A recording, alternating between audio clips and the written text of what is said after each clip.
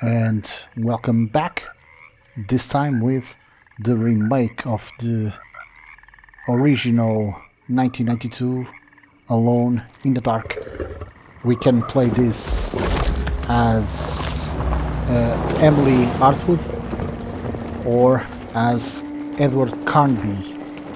I will play with the private investigator trying to help Emily when she discovered that her uncle is missing. So let's play this. So, your uncle. What's wrong with him? He's possessed. As in the devil? Something like that. He says a dark man is following him, watching him at all times. What do you make of it? It's nonsense, of course, but I'd be lying if I said it didn't bother me. You see, it runs in my family. Possession? No, detective. Deteriorating melancholy. Practically every member of the Hartwood family is driven mad before they grow old.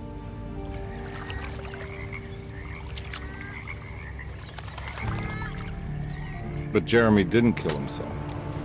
Is that why he's at your setup? Despite being convinced that he is truly possessed, he decided to put his last chips on Dr. Gray and his psychoanalysis, figuring he might stumble upon some cure.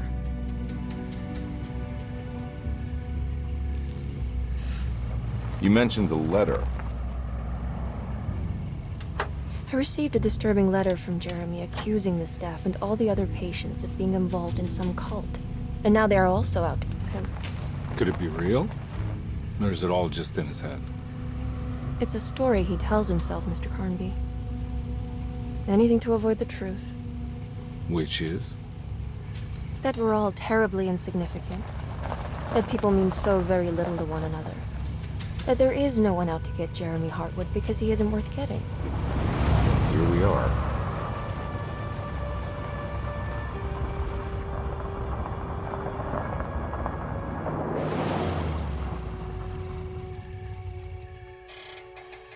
My uncle's not well, Mr. Carnby.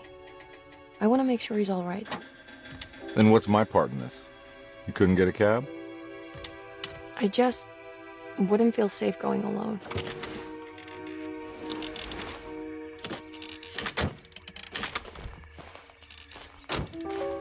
Did you bring a gun? Yeah. You think it'll actually come to that? No. But you might need to wave it around depending on how agreeable the staff will be. What exactly are we gonna do when we find Jeremy? I don't know. Let's just find him first.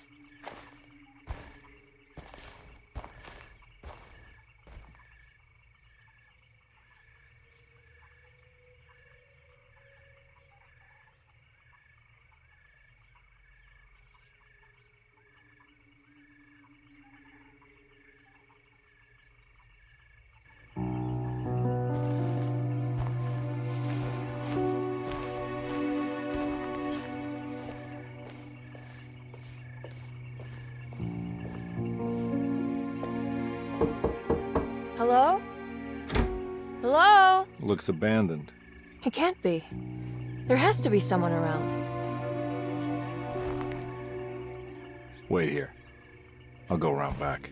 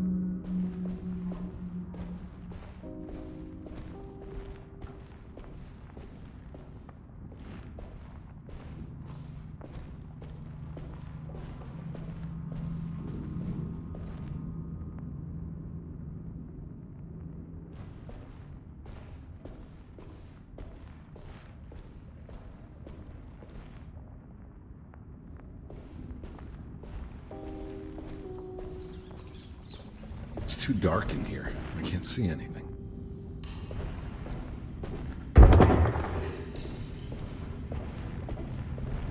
I need the key.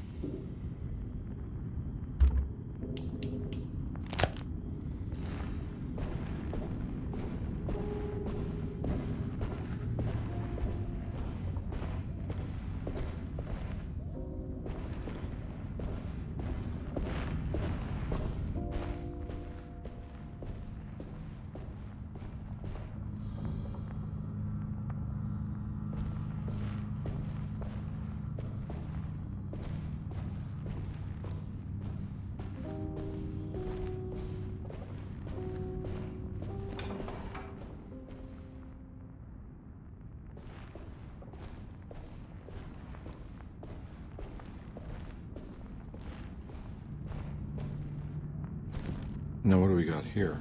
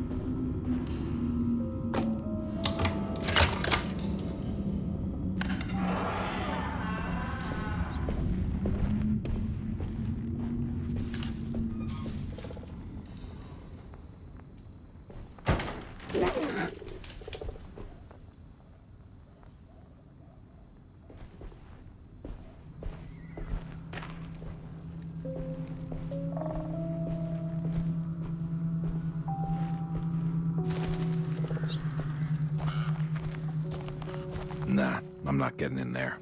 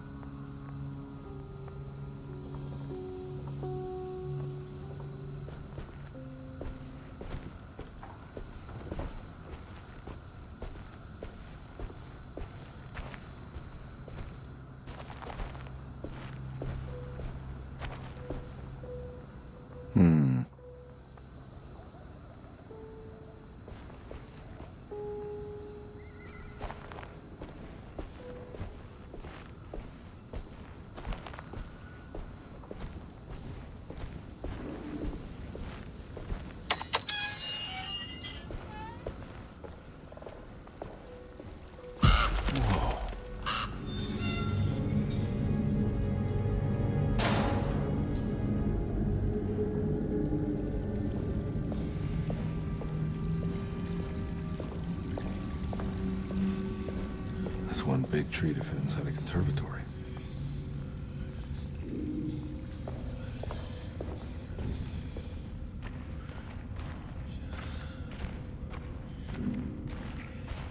Huh? What?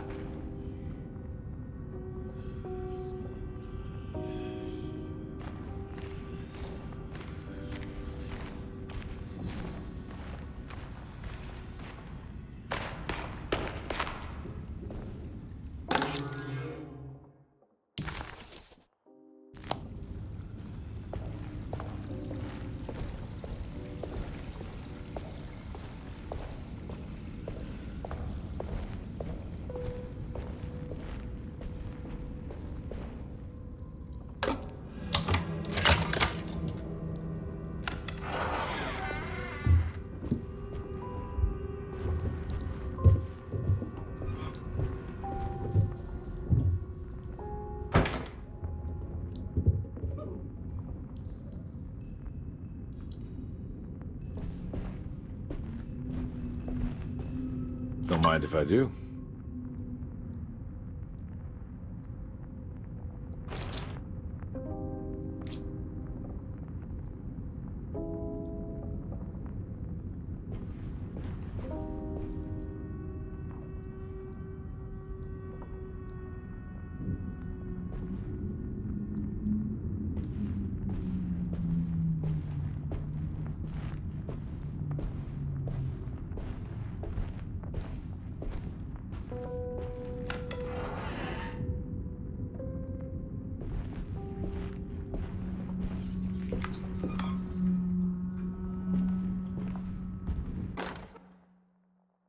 Every day your silence weighs a little heavier.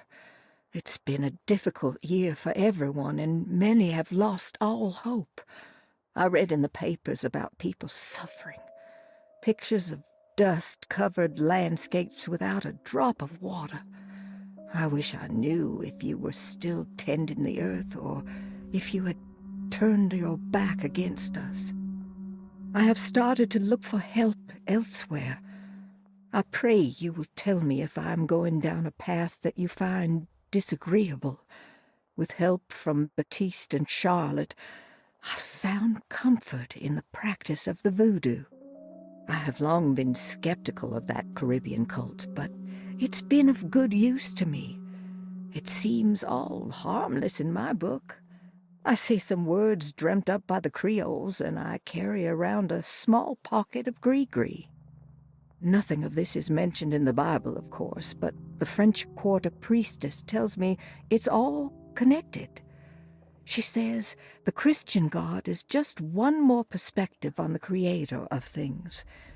That's what I like to think, but the other way around, that the spirits of her faith are just aspects of you, our Heavenly Father. I am so grateful for the words you gave Mr. Hartwood.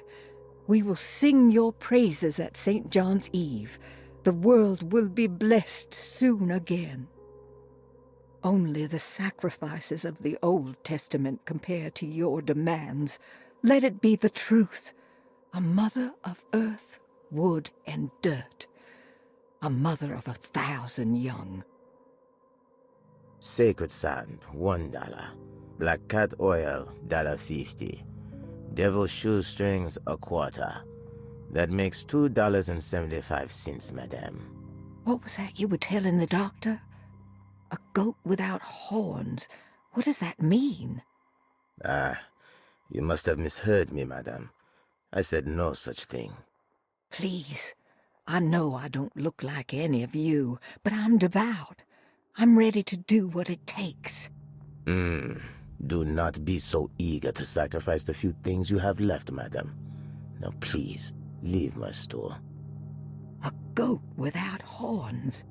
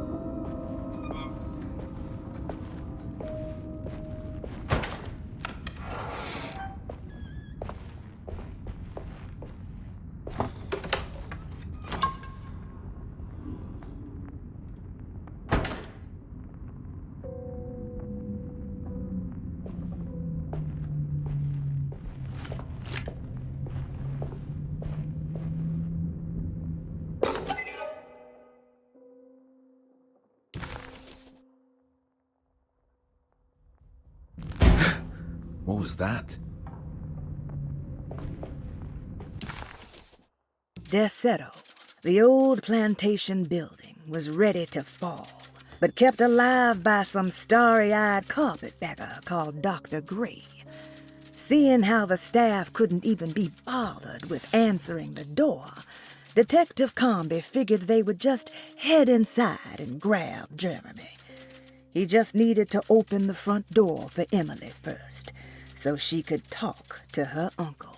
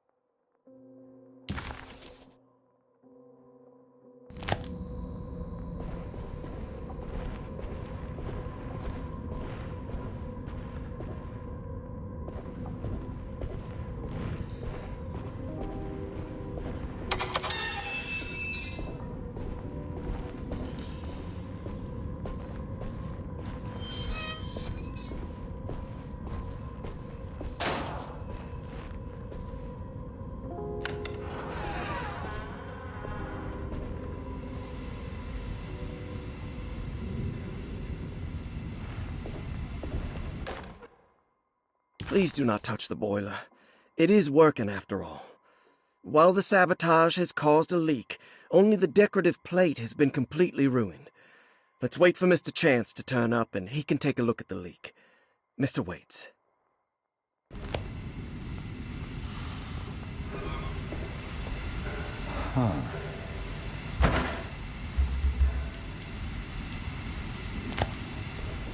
That doesn't look safe.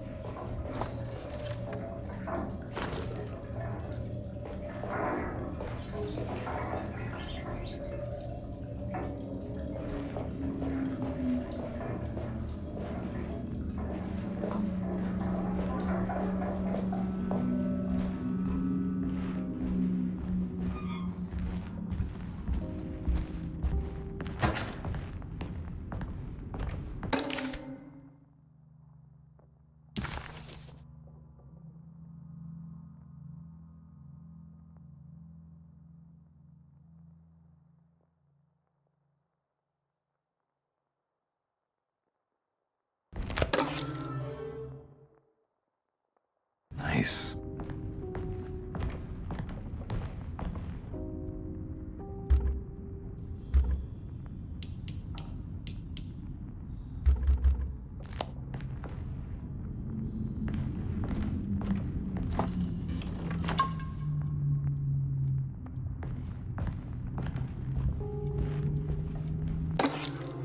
Sunday, June 22nd.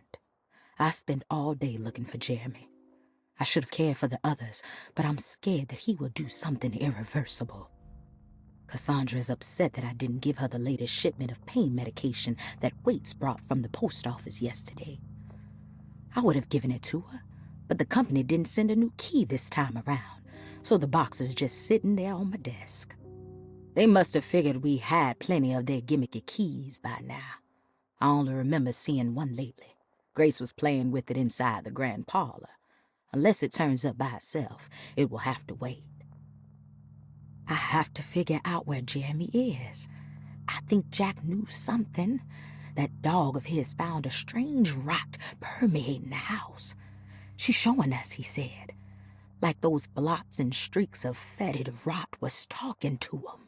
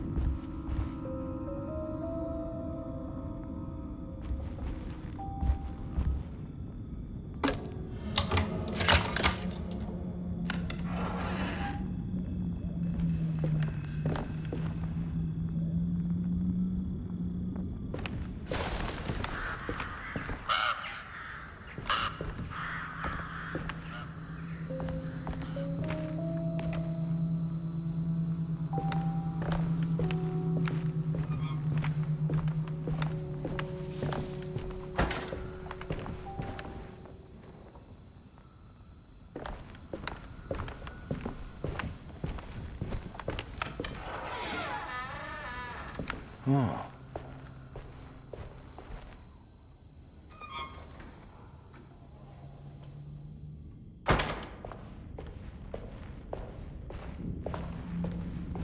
I need the key.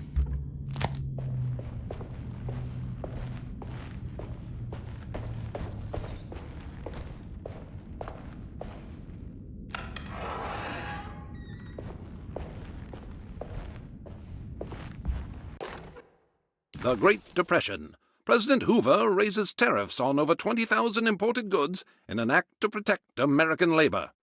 Following the collapse of the Wall Street stock market on October 24 last year, American industry has suffered greatly.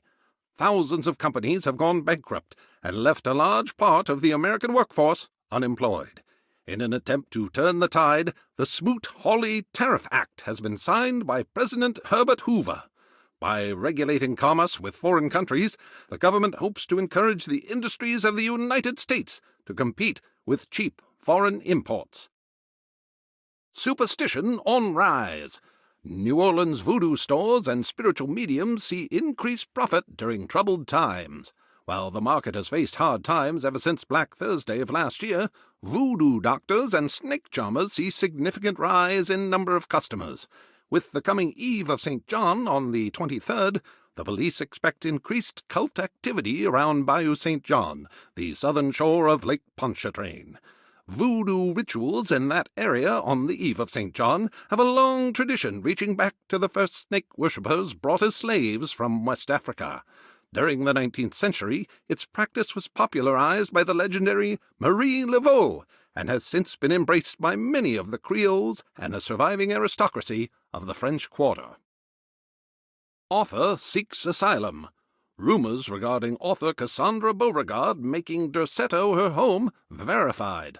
Derceto Hospital is an old plantation building on the eastern shores of Lake Pontchartrain. While often considered an asylum for the insane, residing Dr. Elmore Lee Gray prefers to think of it as a convalescent home, a place where you can go to rest. The patient list is kept secret, but thought to include many of the black sheep of wealthy families, because at Derceto, treatment does not come for free. Local author Cassandra Beauregard has now been confirmed by her own admission. She's been lauded as a powerful Creole voice and written many successful books. Lately it was reported from Hollywood that she has finished a moving picture manuscript titled Slaughter Gulch. That film is set to hit the theaters next year.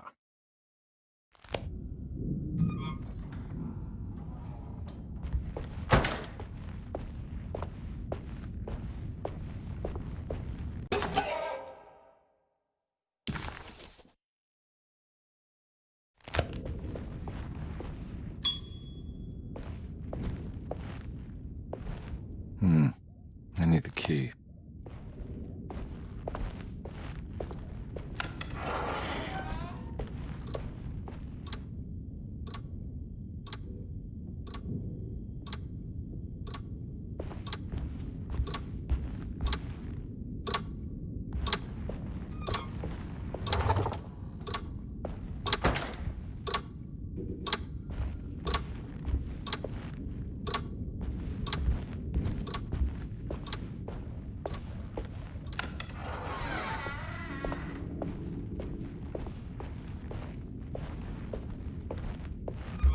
I need the key.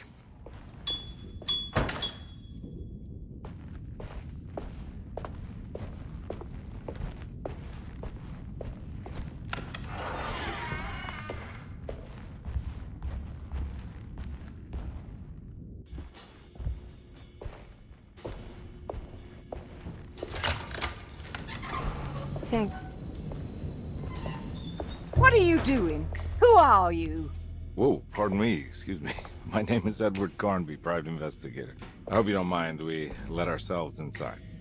I do mind. This is private property. You can't just barge in here.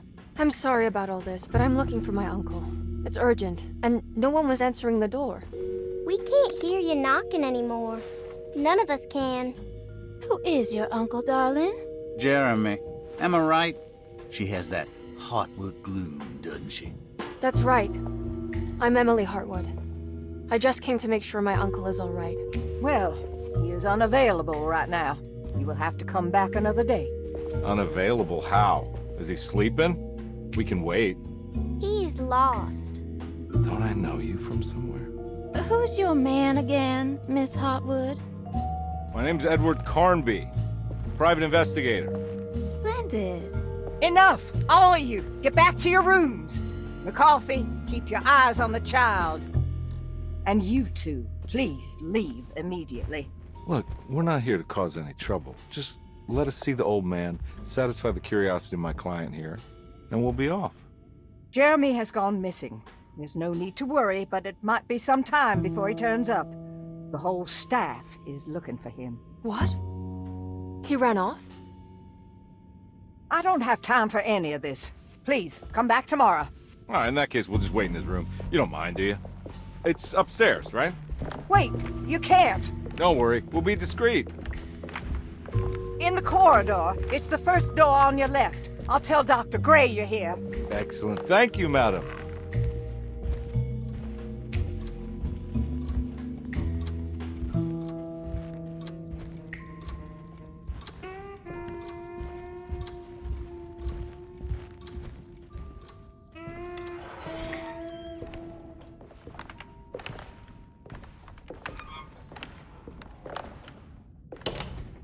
All right, here we are. Let's look around. See if we can dig up any clues.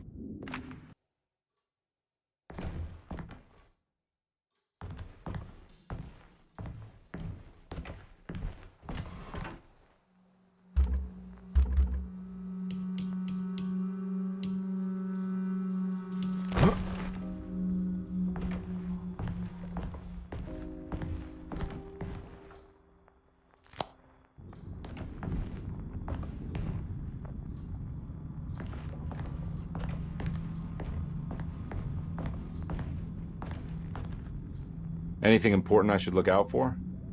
Did he keep a diary? Not that I know of, but it wouldn't surprise me.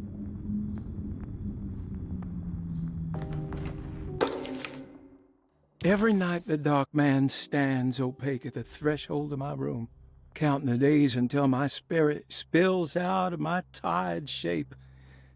Only his pallid mask shelters my remaining sanity.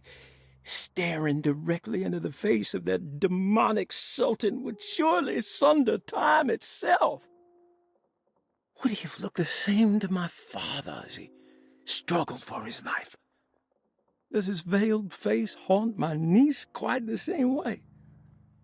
I wish so that I could rest my soul in that sunburnt convent of Taroella. Would I find you there, Juan? Or Senora Perosi? Back from the beyond. Every night I hide from him, moving from one misshapen memory to another. Scenes conjured out of fantasy and delirium. Places I struggle to even paint. I wish I understood your death, Senora. Is there anything I could do for you but bury you in that bleak necropolis? That triumphant chapel rising above the ledges and the oven vaults shall be your sepulchre, where you may rest, and I shall weep.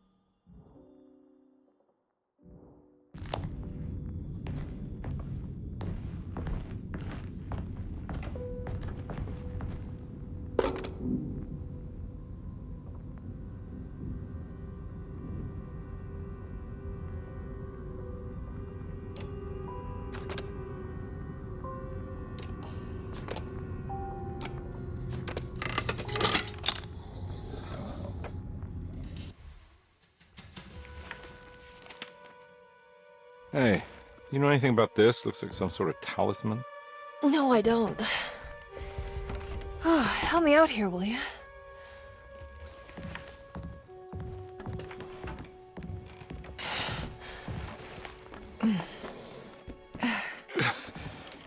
I would kill the guy to throw some of this stuff out. I'd be crazy too if I had this much junk lying around.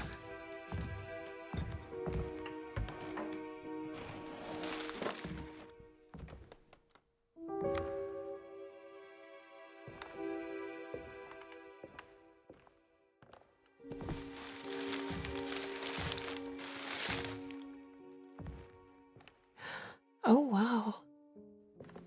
That's striking. I want to save this one.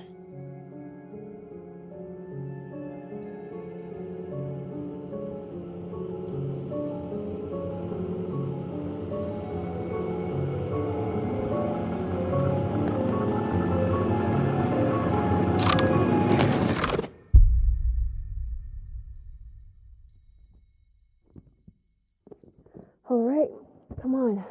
I want to go see Dr. Gray.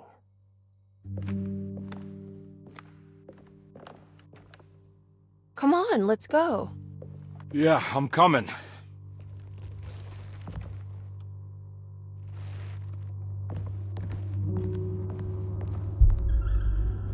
Miss Hartwood. Emily?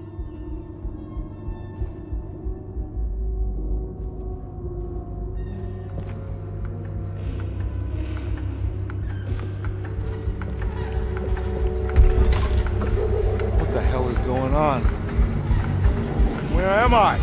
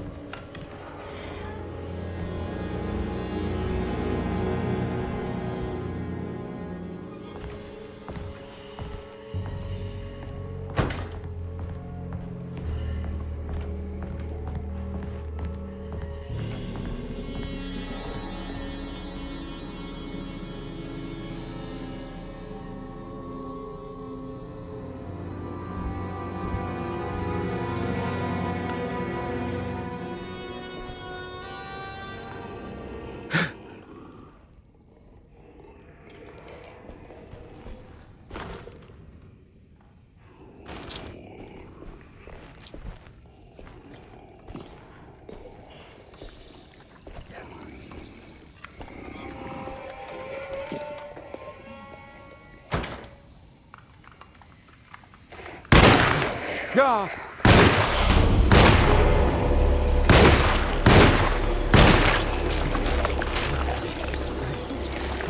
Yeah.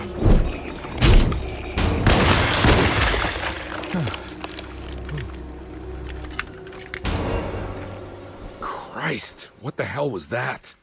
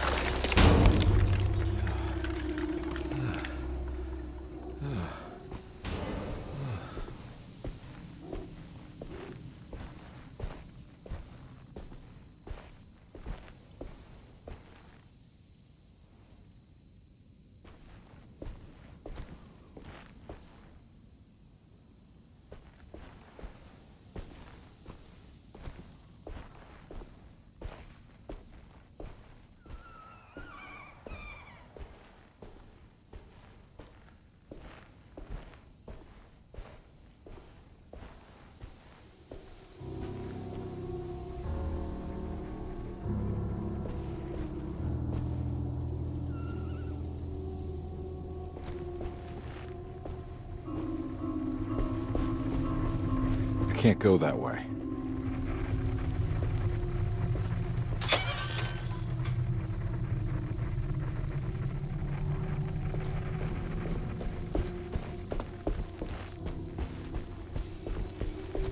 What the hell is going on?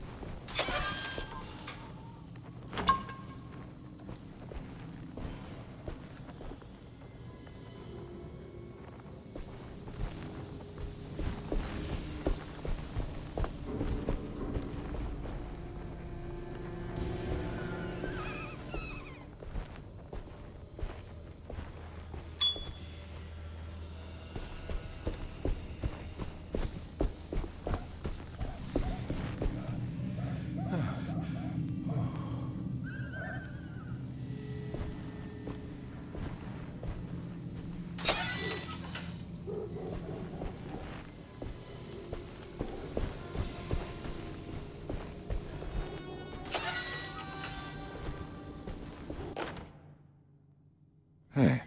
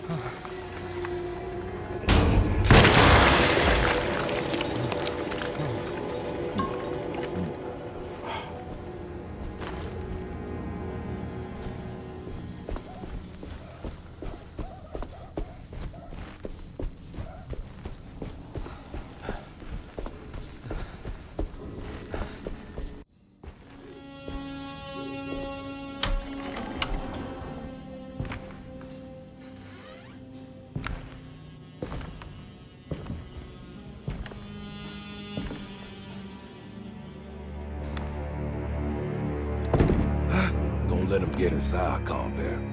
They're not the good kind. Is this your store? There are no owners here. We both strangers in Jeremy's story. Jeremy did this. How?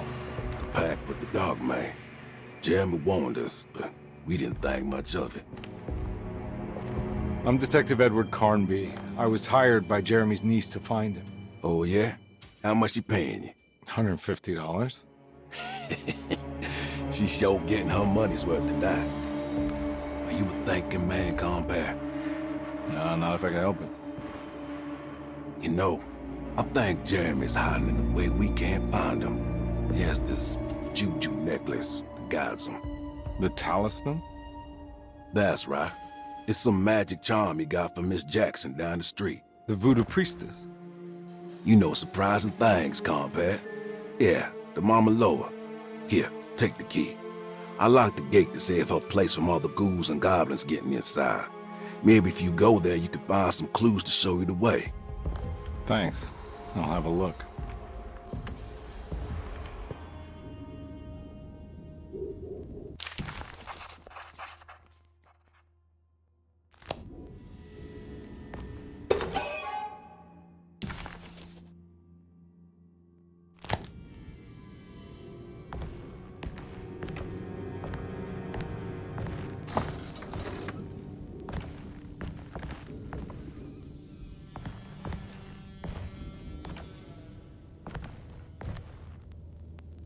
You want to come along? Nah, I'm gonna stay here for a while.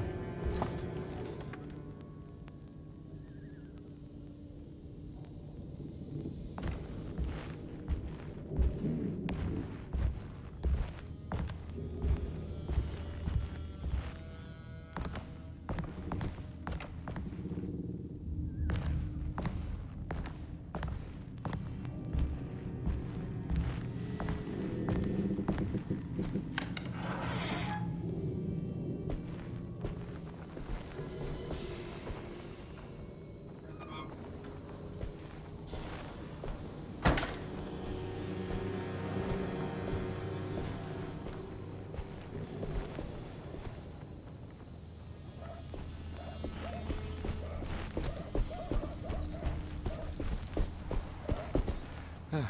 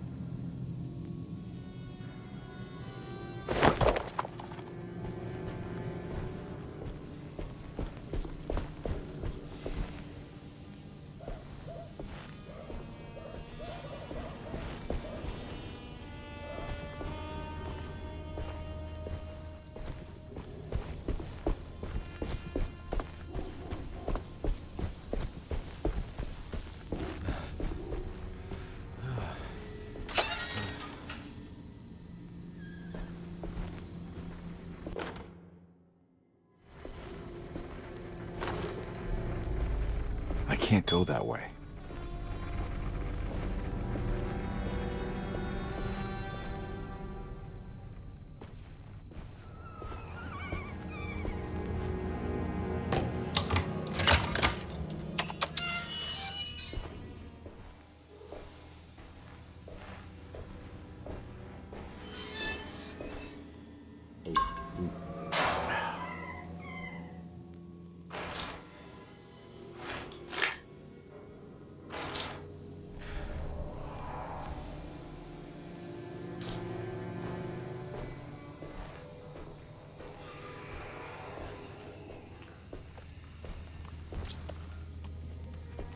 Oh.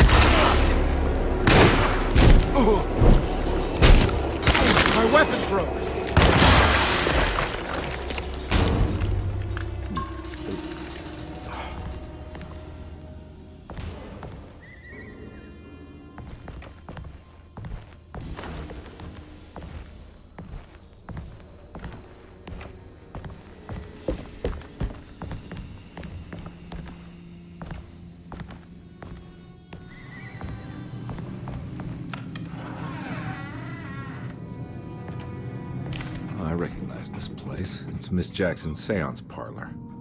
Let's see if she's got any information on Jeremy's talisman. It's the talisman, like the one in the painting.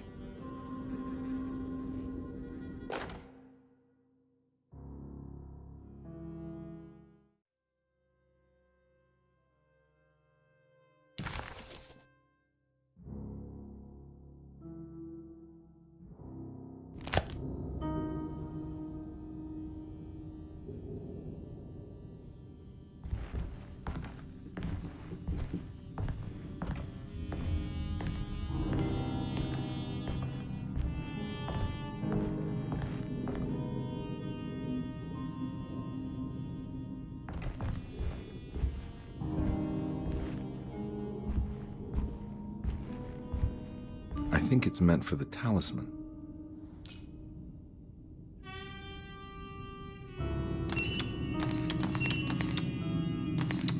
I think it needs numbers, like coordinates. Maybe there's something in Jeremy's notes.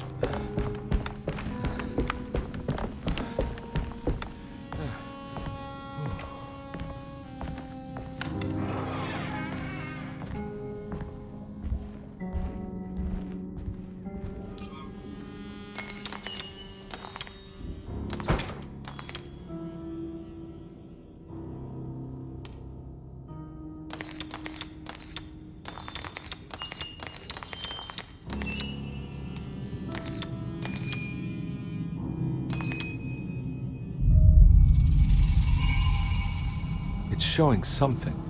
A place? Where is that? Huh.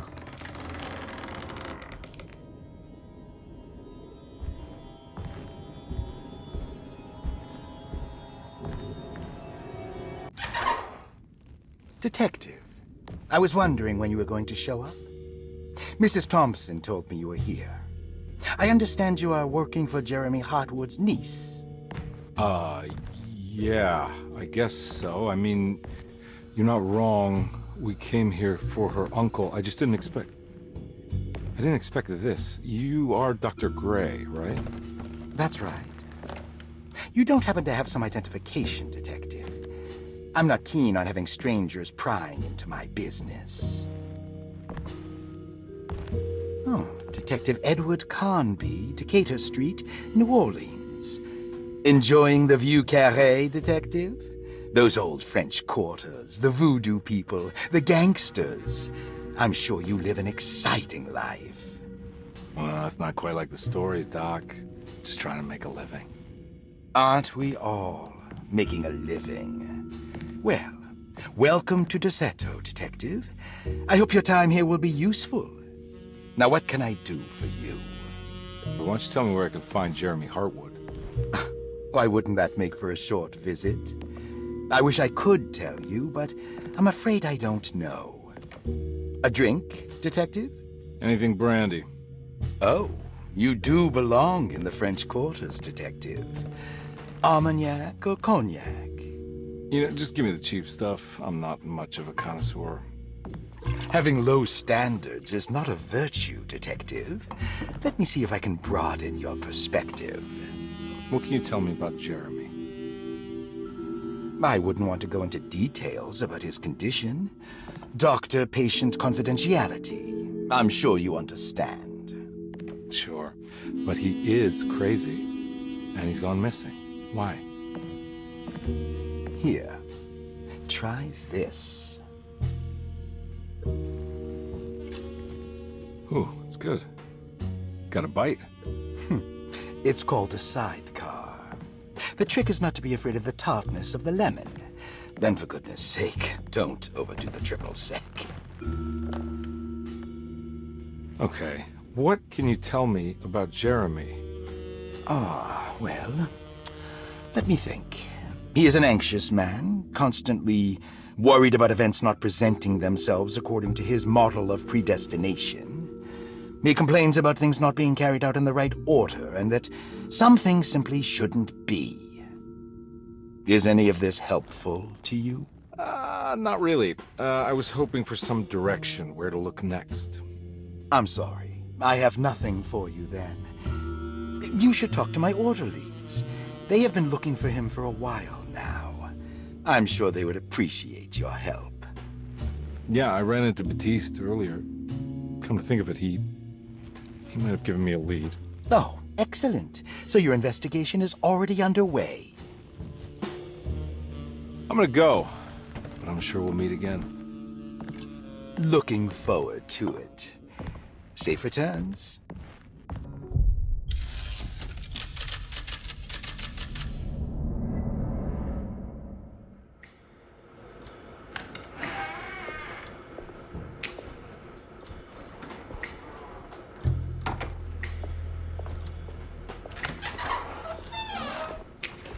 Detective Carnby,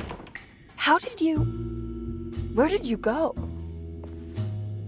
I was just talking to Dr. Gray. You disappeared. No, it's not what you think. Have you found anything strange going on here? Yes. Everyone is being incredibly evasive and I can't figure out why. No, I mean something you can't explain. Paranormal, even. Detective, I really need you to get yourself together. I can't do this alone. Forget it. I'll figure it out.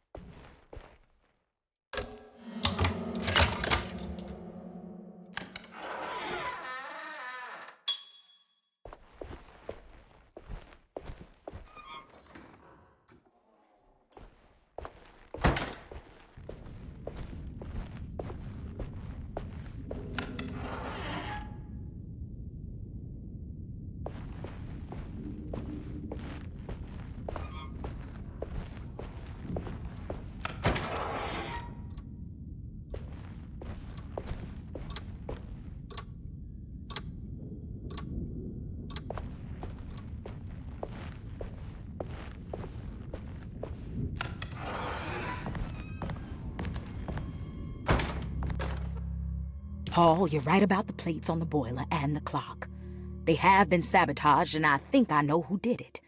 They have something to do with Jeremy's episodes and how he seems to disappear at night. Right now, it's important that you keep an eye out for any of the pieces. I want to find out if I can repair the plates. Let me know if you find any of them. Lottie. Tell Lottie to take a look at the well in the kitchen garden.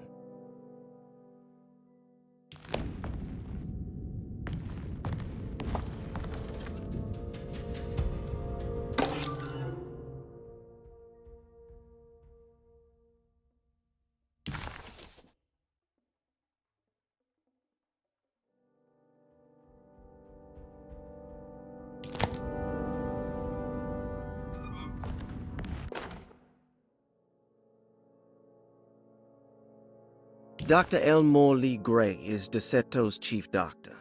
Accounting and all administrative work is handled by me, Paul Waits. Magdalena Thompson, or Mags, is responsible for the household. Jean-Baptiste and Charlotte Tabois are responsible for keeping the guests' medical regimens in check. Finally, Jack Chance is our gardener, who can occasionally be seen in the conservatory, but is for the most part busy outside. There are currently 6 guests at DeSeto. Malcolm McCarthy and Ruth Tallant reside on the first floor. Jeremy Hartwood, Elisabetta Perosi, Grace Saunders, and of course, Cassandra Beauregard live on the second floor.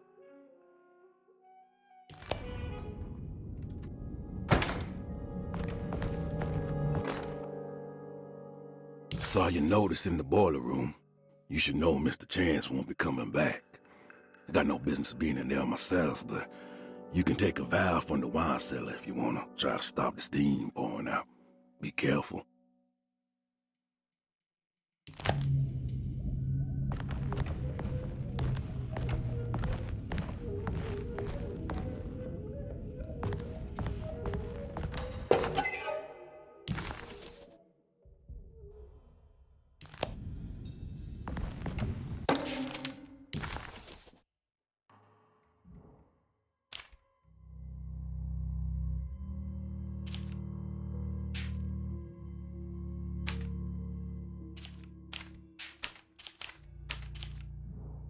Looks like all the patients are accounted for, except for Jeremy. There's no way I can get into this thing. Better leave it alone.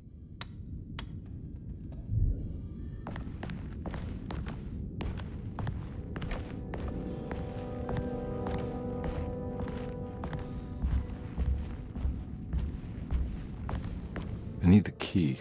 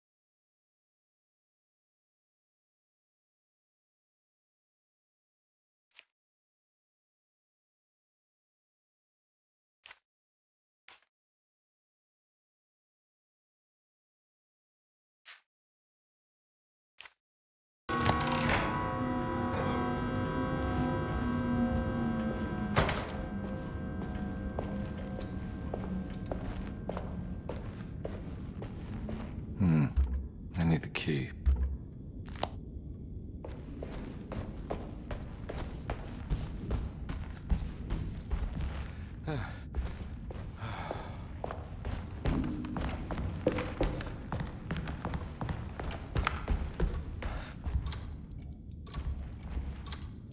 Oh.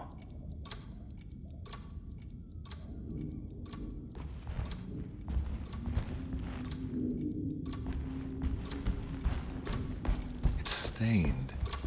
Looks like some kind of rot. This must be the clock that Jeremy wrote about in the commonplace book. Huh. Looks like the plate that held the talisman in the seance room. But it's broken and missing some pieces.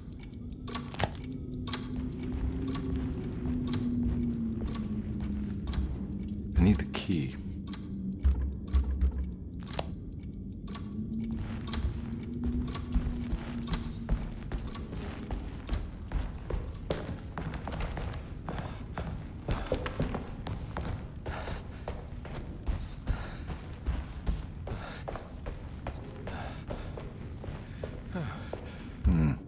I need the key.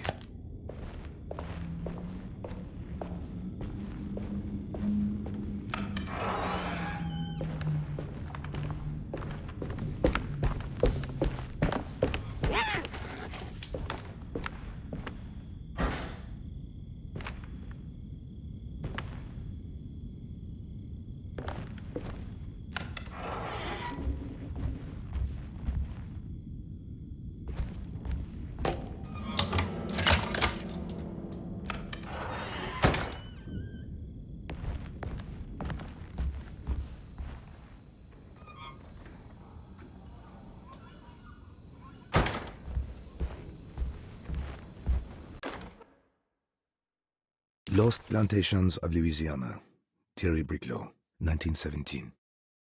Derceto was a small plantation on the eastern shore of Lake Pontchartrain. The land was considered difficult for industry and was sold for only $30 to Elijah Pickford in 1818. Pickford employed hundreds of workers from nearby New Orleans to clear the woods and build a small plantation mansion facing the lake with a striking Greek Revival temple facade. Derceto kept a modest production of Perique tobacco and indigo that persisted up till the Civil War. During the antebellum era, Derceto was the source of many rumors concerning voodoo and witchcraft.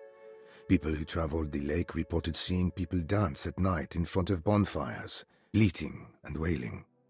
On June 17, 1862, Captain J.W. Norton of the Union Army recounts leading a raiding party from ships anchored in Lake Pontchartrain in order to seize control of Derceto and free the slaves working there. The captain was surprised to find the workers fighting back with unprecedented zeal. Norton's account describes these men and women as enraged with fanaticism. Pickford reportedly tried to placate the raiders, but was shot in the confusion. Captain Norton left the mansion burning and retreated to his ships with his men. Derceto was left in ruins for several decades. The ownership of the land was long disputed and returned to the Ledoux family in 1901. Several police reports were filed during the following years as the Ledoux tried to get rid of a camp of squatters on their land.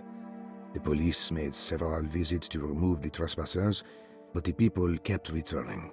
On November 1st, 1907, Inspector Legras of the police charged a deadly attack in order to save several children kidnapped by the squatters. Many were killed, and even more were jailed. The following year, Ledoux rebuilt Derceto, incorporating the surviving stone foundation and adding a magnificent wrought iron conservatory.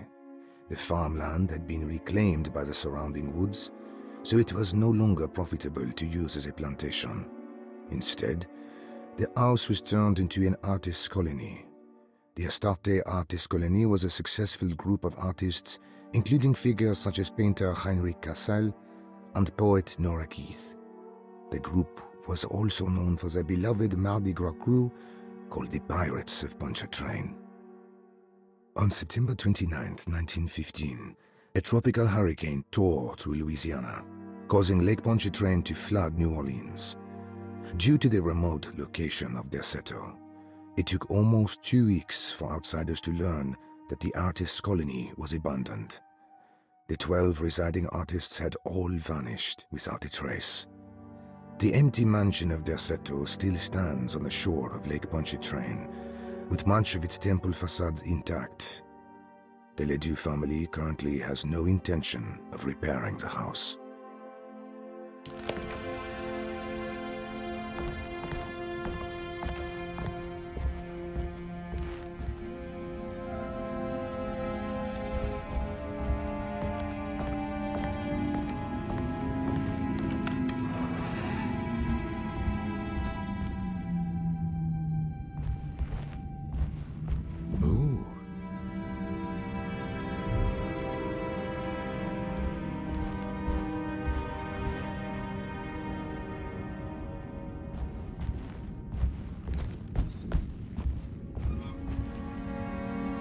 It's wedged shut.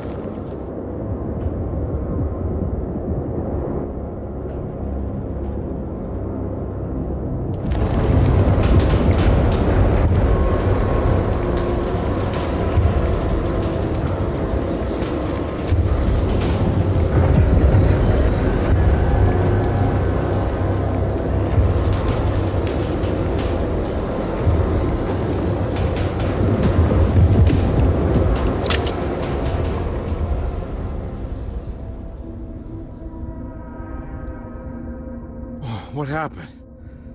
Everything's normal again? Right.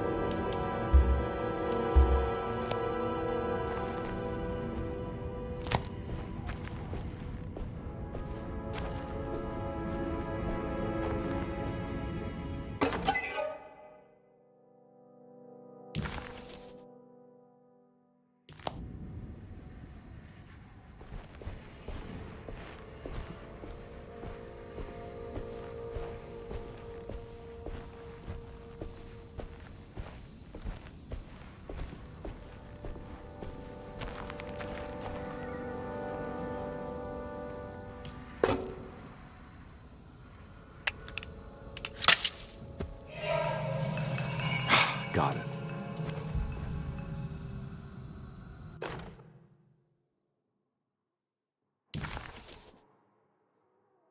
Nice.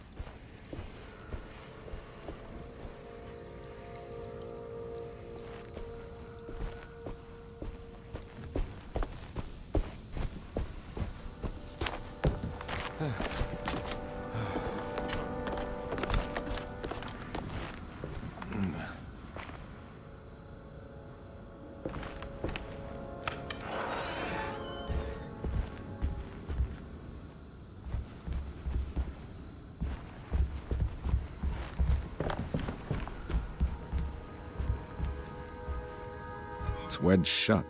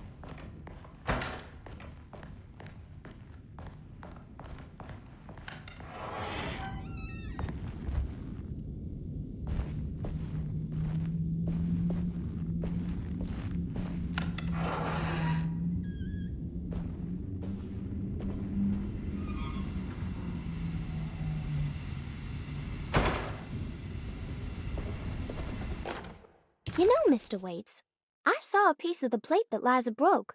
I think she's been hiding them. She's not very good at it. She just chucked it into the little room with all the tools behind the boiler. I left it there.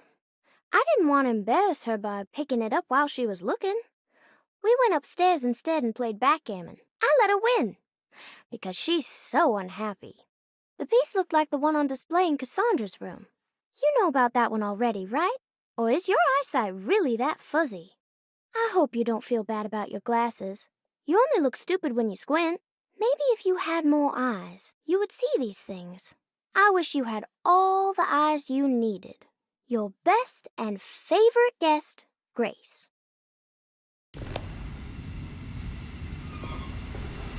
It's another plate for the talisman.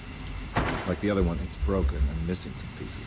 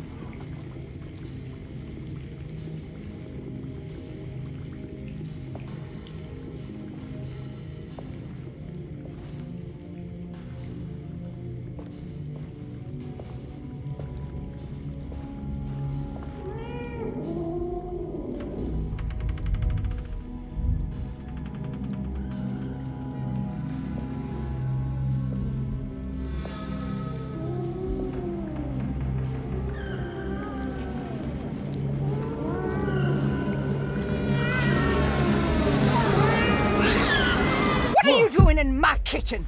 I assure you. No, I'm sorry. I promise you. Mr. Hotwood is I was just nowhere looking near my for- kitchen, and neither should you be. Don't make me I kick didn't you mean out of to- this house. Sorry. Now get out! Yeah.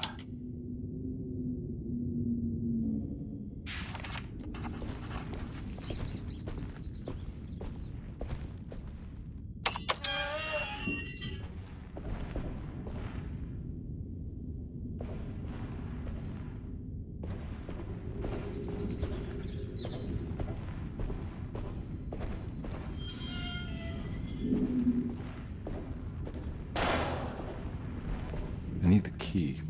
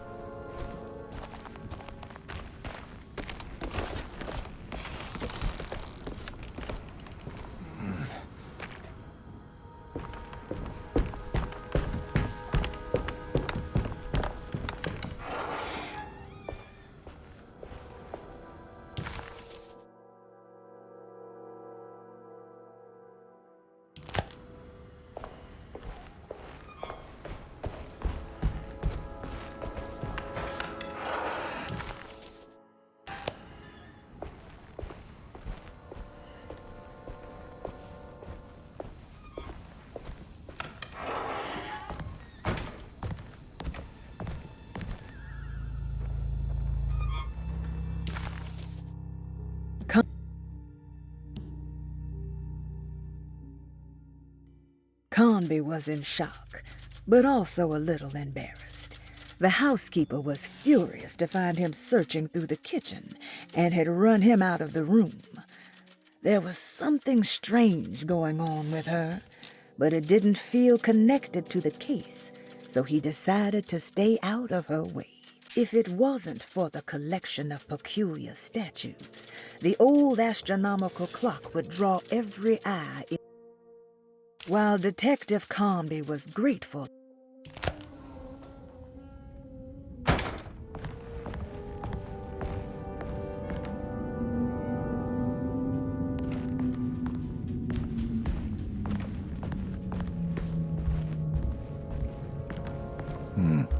I need the key.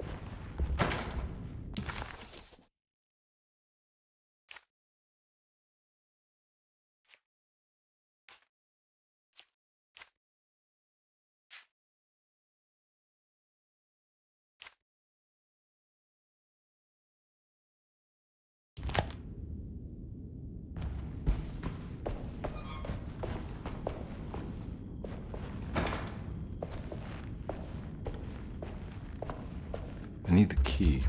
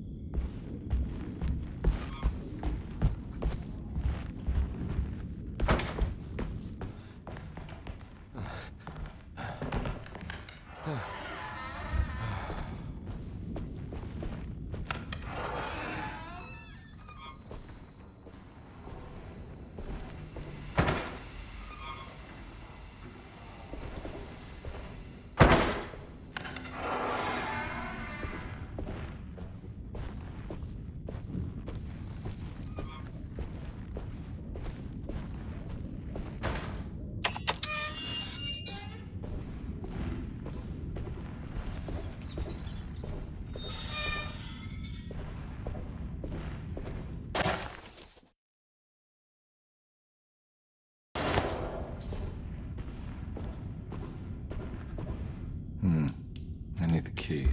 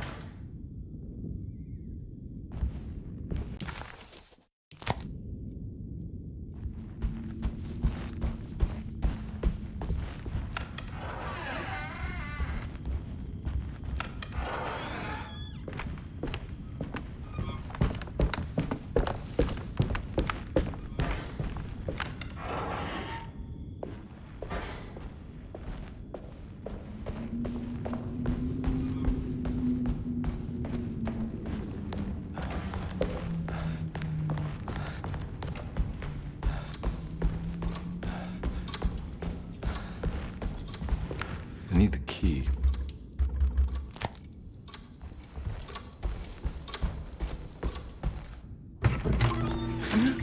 Yeah, sorry, Detective. Didn't mean to obstruct justice or anything. That's fine. You know, I'm kind of busy with my own case of a missing person. I was wondering if you seen Grace, girl about yay high. I can't say that I have. Why are you asking? Well, I'm looking for her. Is she in trouble? No. She's just hiding somewhere. But we can't have a rascal like that running around unchecked at a time like this, you understand? Well, I haven't seen her. Well, let me know if you find her. I'll be around. I'll keep an eye out for your man, Jeremy. You scratch my back, Detective, and I'll scratch yours.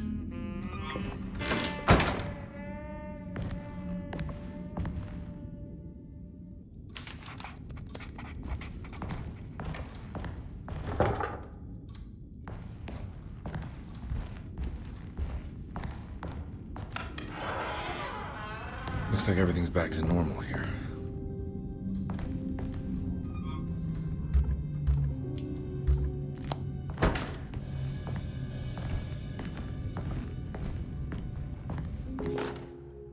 Emily's here.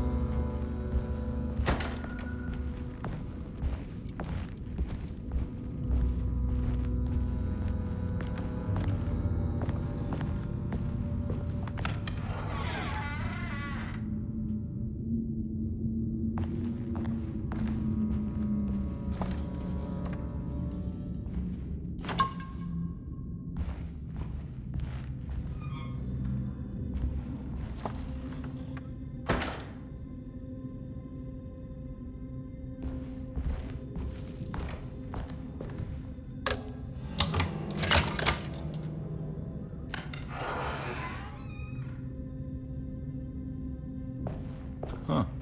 How eccentric. I did it! I crossed the thresholds to my intended destination without a focusing device. My talisman now knows these roads, and I have no need for the plates. I can find my way to Lafayette as easy as I find my own room. I visited the grave of my father and seen the oven waiting for me. Thank you for opening these doors. I now must summon my courage and go back to that hateful mound outside the oil rig. I hope you'll be feeling better when I return. Jeremy.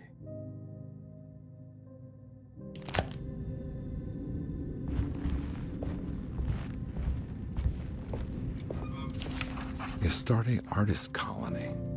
I remember hearing about their disappearance. Must have been 15 years or more now.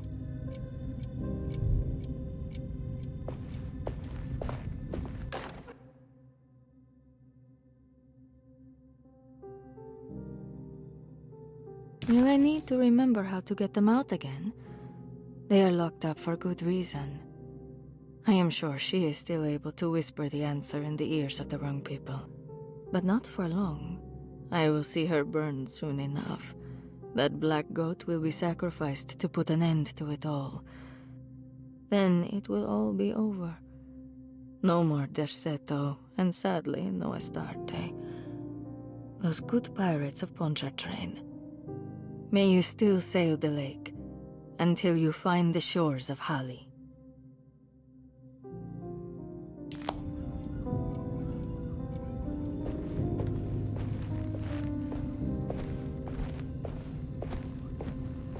What are these symbols? Looks like alchemy, or star constellations.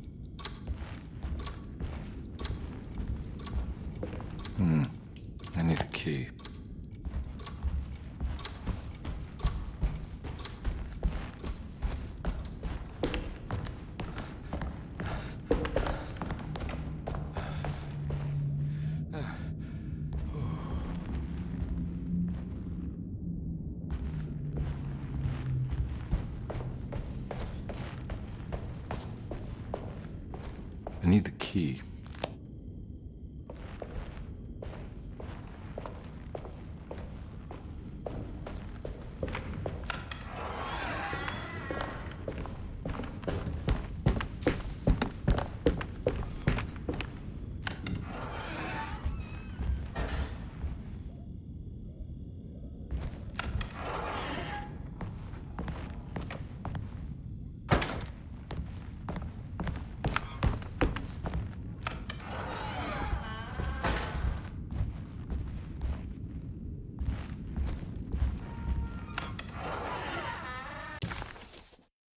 The simple astrology cipher was a favorite among the artists who lived in the house 20 years ago. They easily turned into numbers when needed, but also acted as signatures for the members, as there were only 12 of them.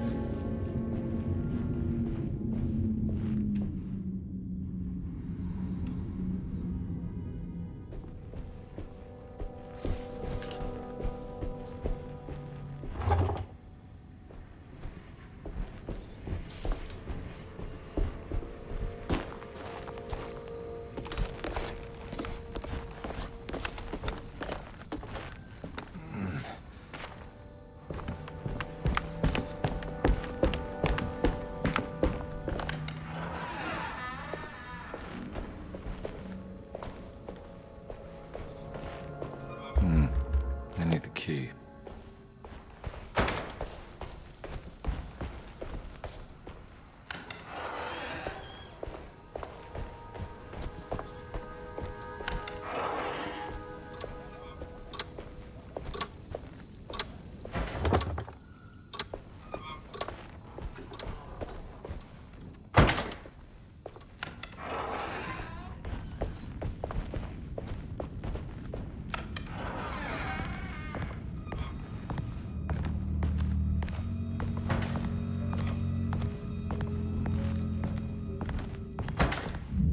There's no way I can get into this thing.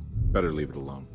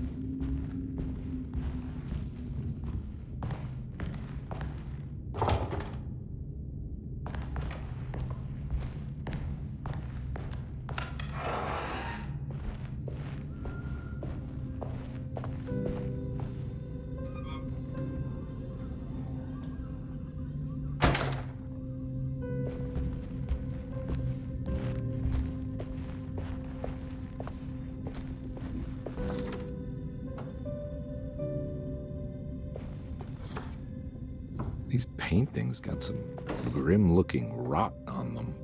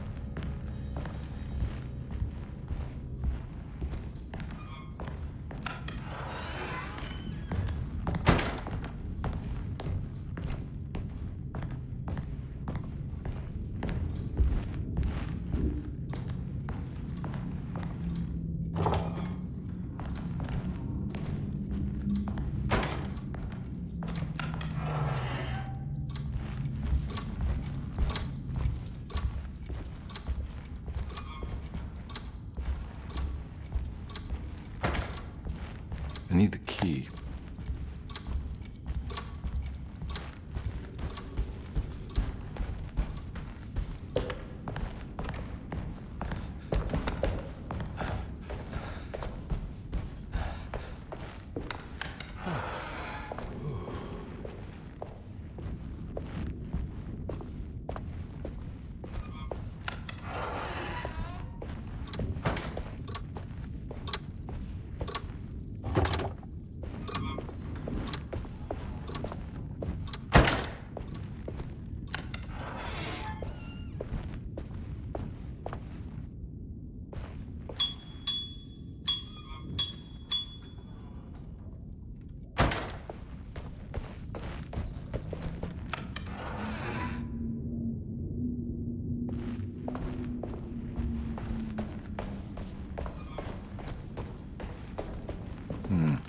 I need the key.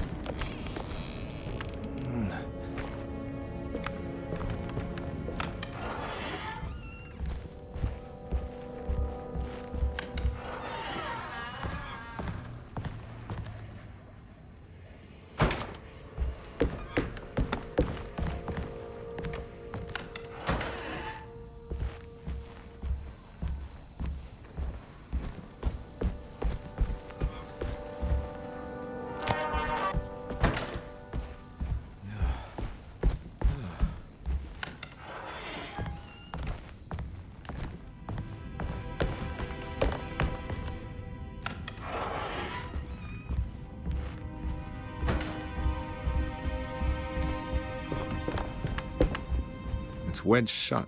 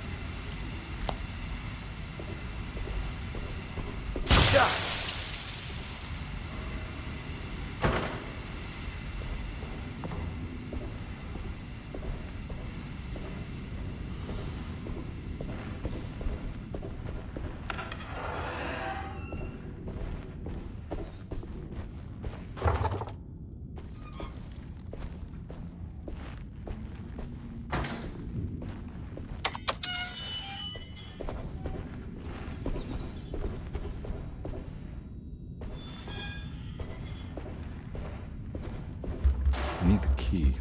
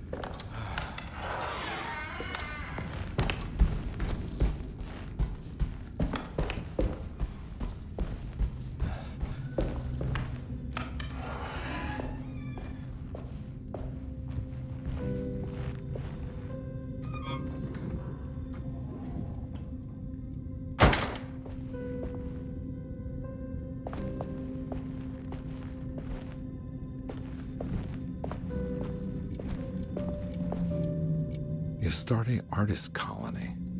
I remember hearing about their disappearance. Must have been 15 years or more now.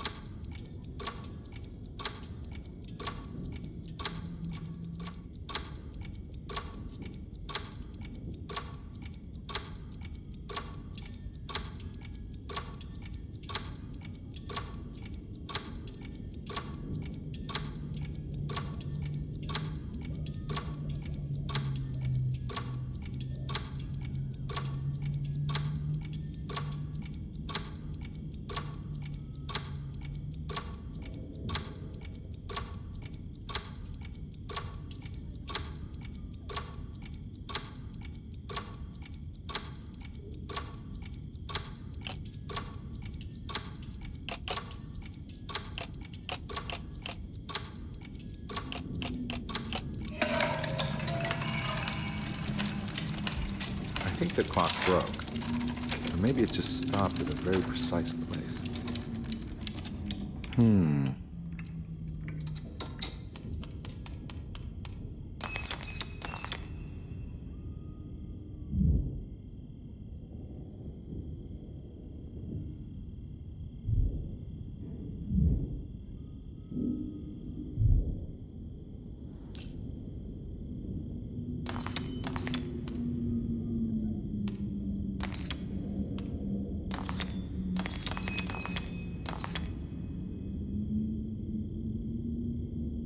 There's a picture in the black glass. It's showing me something.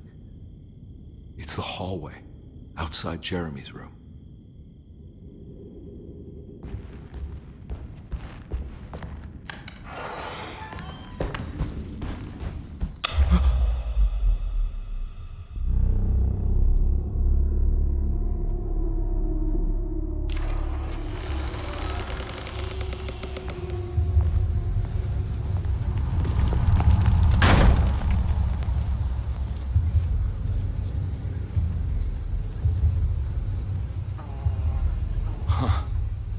I made it. I entered another one of Jeremy's memories.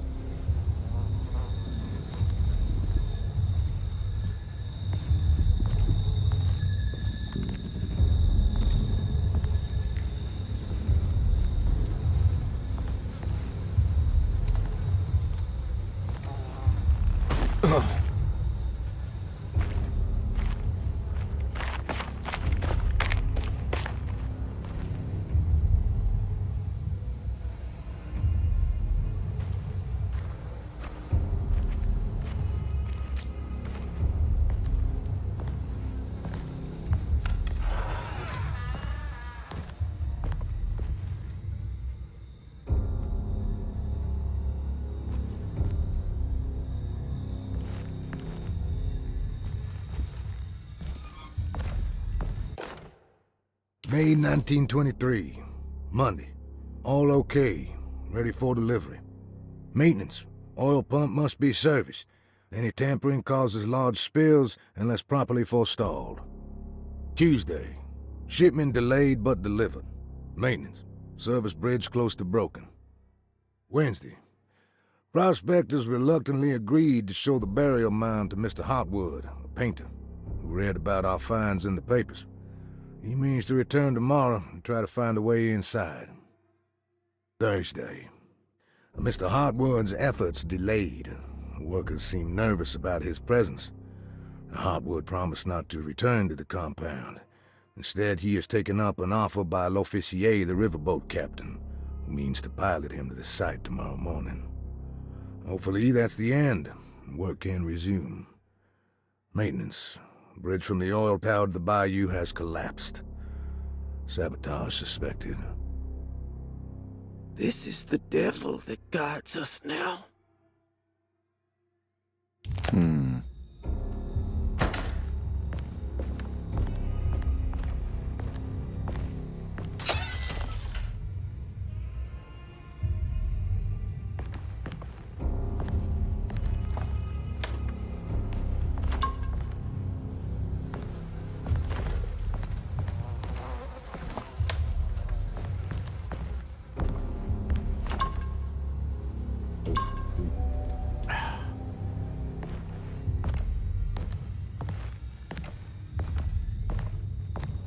I need the key.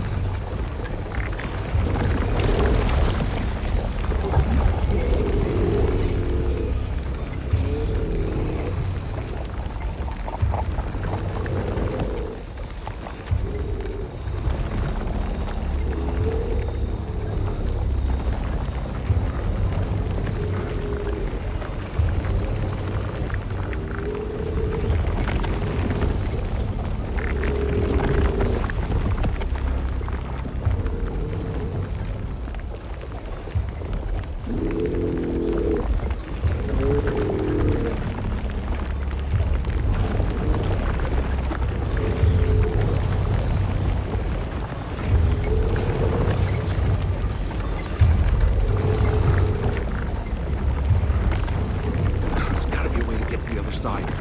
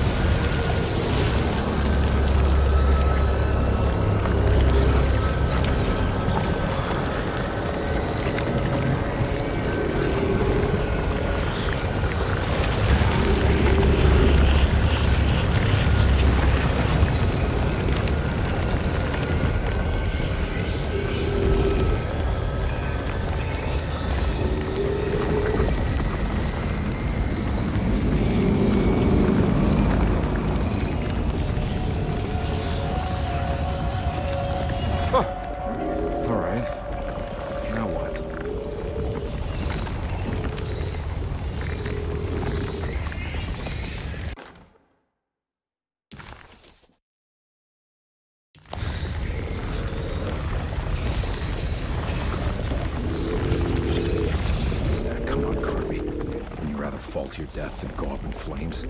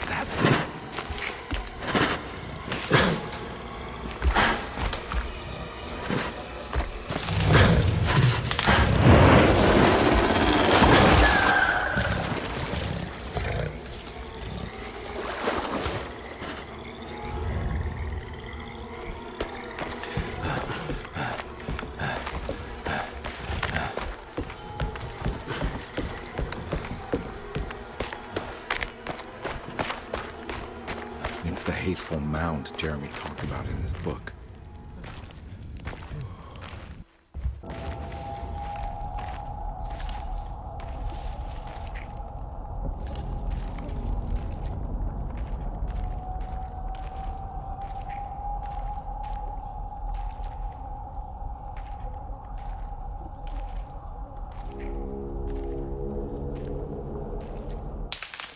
Don't come any closer. I'm armed. Get that thing out of my face. Who are you? What are you doing here? I'm just a detective trying to find something called Taroella. You're after Jeremy too? Why? I'm working for his niece. She wants to make sure he's all right. He might be unharmed, but far from all right. He's a curse upon Deseto. Here we go again. Quiet.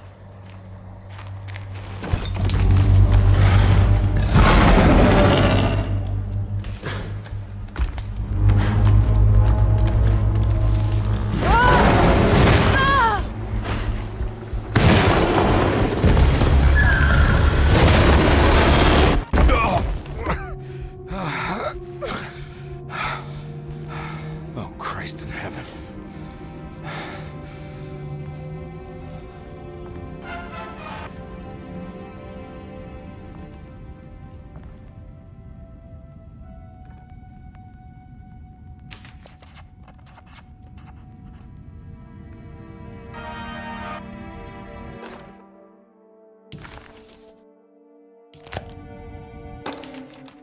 Reflections on the Power of the Verb in Certain Texts by Juan Luis Jorge. To act is in itself divine. Even the slightest movement of our hand is evidence of our soul in motion. Yet our free will is so easily overwhelmed by the dullness of everyday life. Our actions become rote and rigid in spite of luxury and comfort. True divinity is found in the choice of leaving the stage where we all perform. People who discover this freedom unexpectedly will be struck by the terror of this revelation and become paralyzed, or worse, turn to suicide. However, if you are able to weather that storm, you will discover that there is a divine path beyond that fear. There is a chance to dismount your destiny and make something new. Something that hasn't been planned for or predestined. There is difficulty in explaining this type of acting as it transcends our everyday choices. This isn't some banal decision choosing one career over the other, or even who I should marry. Leaving the stage, no matter how, isn't a matter of course correction. It's a rejection of the story that the Creator is telling.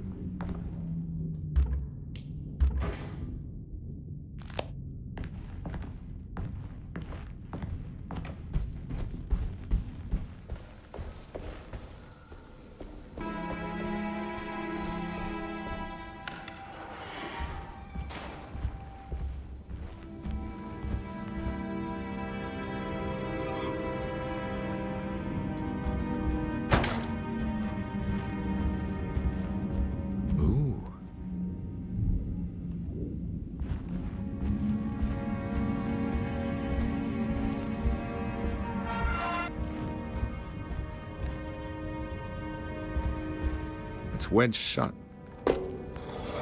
It worked.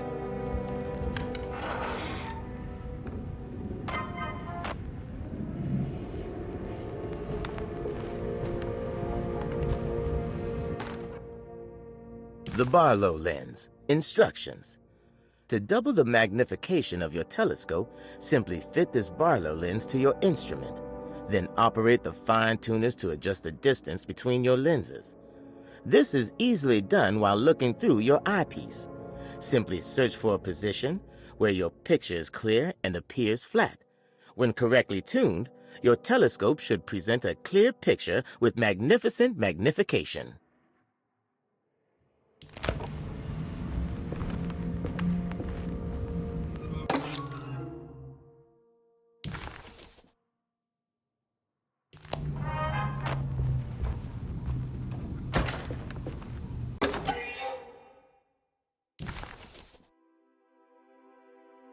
What's this?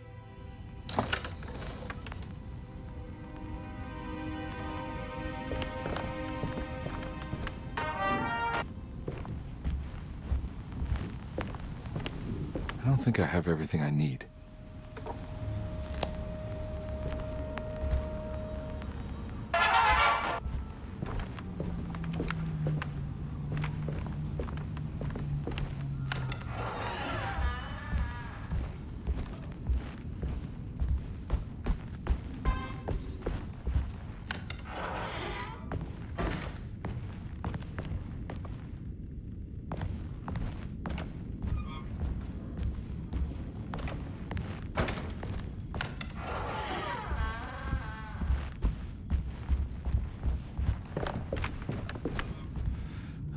It's wedged shut.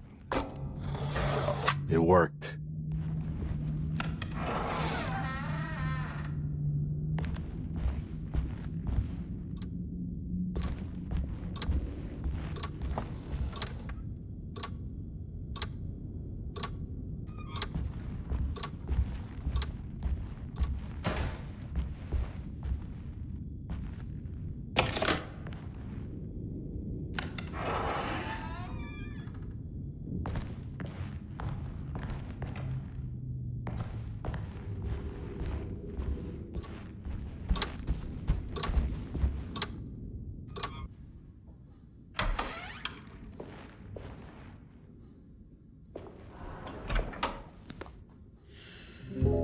Detective Conby, how good of you to come. Let me pour you a drink. What happened here? This place looks like it was hit by a bomb. Welcome to the madhouse, Detective. Thanks. Did the ceiling just collapse? I heard it was something in the attic, something that was supposed to happen but didn't. How that could have such consequences is beyond me. The truth is, I don't know why the room looks like this. But I bet your friend Jeremy does. You know where I could find him? Oh, somewhere in his past, I suppose. He keeps going on about that mysterious dark man. I think he is hiding from him. Or maybe he's with him. I can't really keep up. I don't worry much. Take a look around this room. You may think it looks spectacularly devastated, but I just think it's finally found its stride. It fits perfectly with the state of this place and its loonies. The same goes for the nonsense with Jeremy. In my eyes, we finally managed to match the wild ride inside all of us. Well, I'm happy you find the evening so harmonious. I hope you don't mind me setting things right. Jeremy's business, that is. This room looks beyond my capabilities. Good luck, Detective. Hope to see you again soon. Yeah. Evening, miss.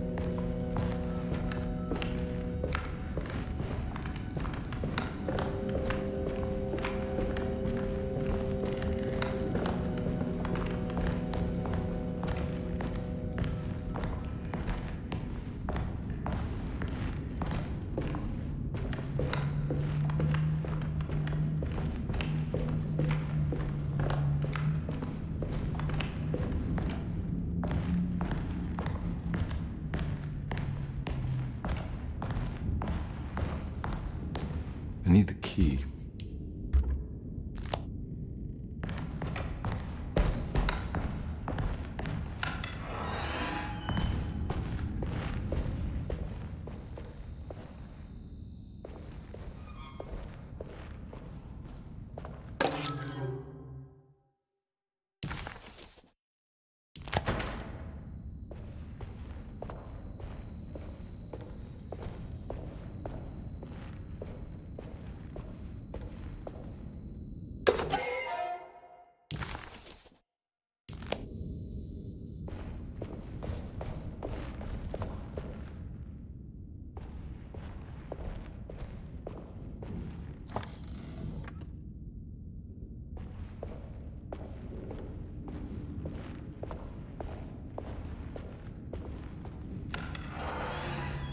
Ugh. There's more of that aggressive rot.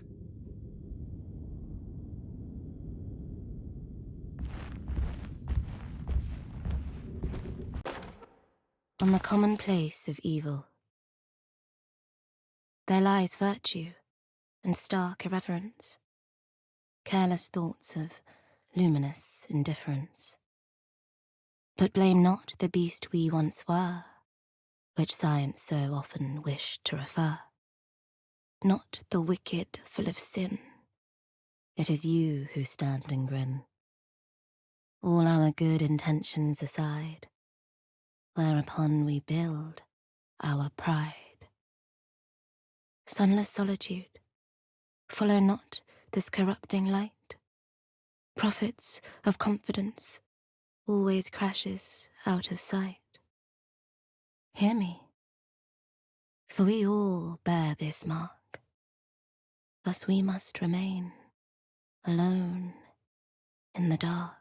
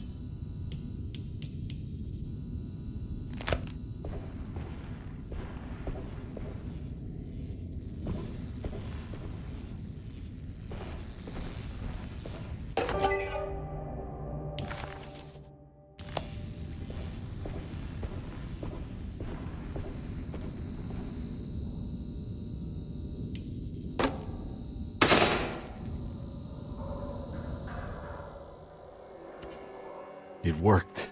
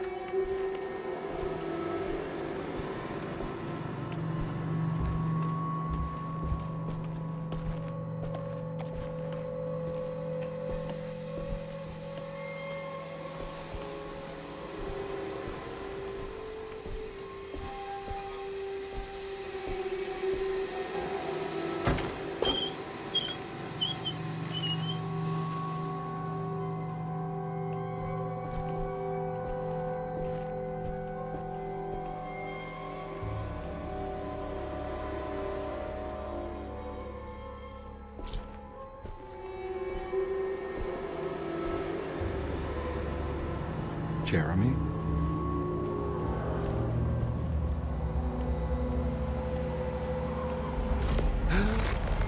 What the hell is going on?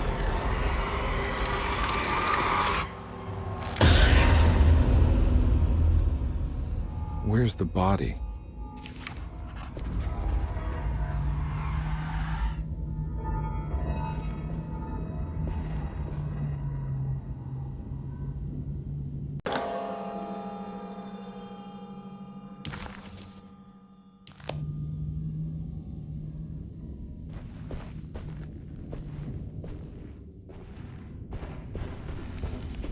It's stained. Looks like some kind of rot.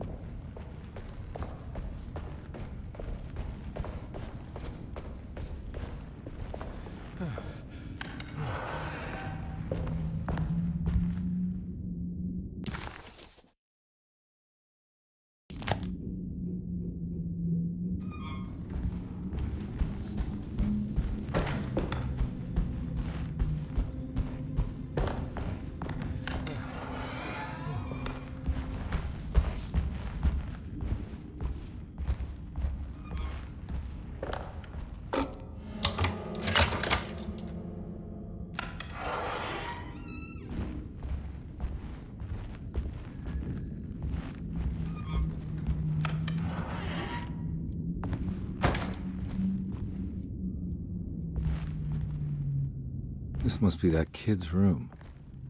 Why does she seem so familiar? Don't you worry, Grace. Go play your game, bleat and bellow with the others. I won't be jealous. There will be more masquerades. However, I would love it if you would finish my mask for the feast. With love, Ruth.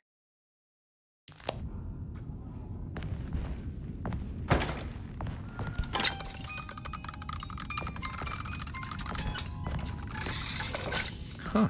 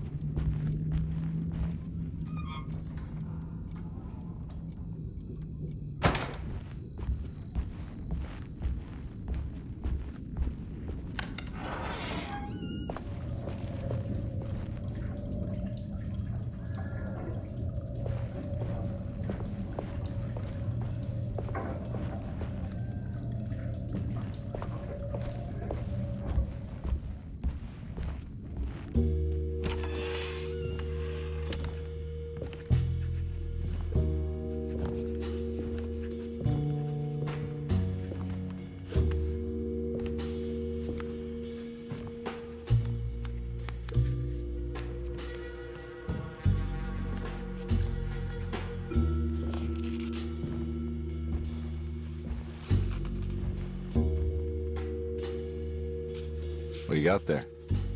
You drawing something? Nothing special. I'm just bored. Do I know you from somewhere? I remember you, Mr. Conby.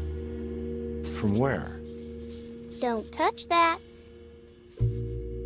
Cassandra wouldn't like it. She wouldn't like it at all. Do you know where she is? I'd rather not talk about it. It makes me upset. Besides, she'll be back after the Feast of St. John. You think? Yup. It's all on the page, Mr. Conby. And many of them that sleep in the dust of the earth shall awake, some to everlasting life, and some to shame and everlasting contempt. All right. I'm gonna go now, if that's okay. I don't like to stay too long in the same place. Mr. McCoffey might find me. Hey. Is he mean to you? Not everyone needs to be saved, Mr. Conby. You should know that by now.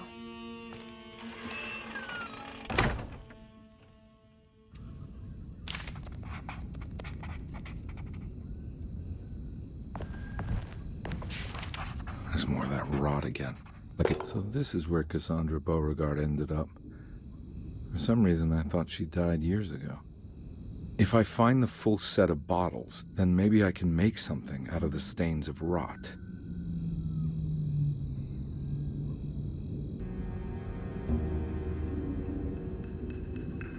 I don't think I have everything I need.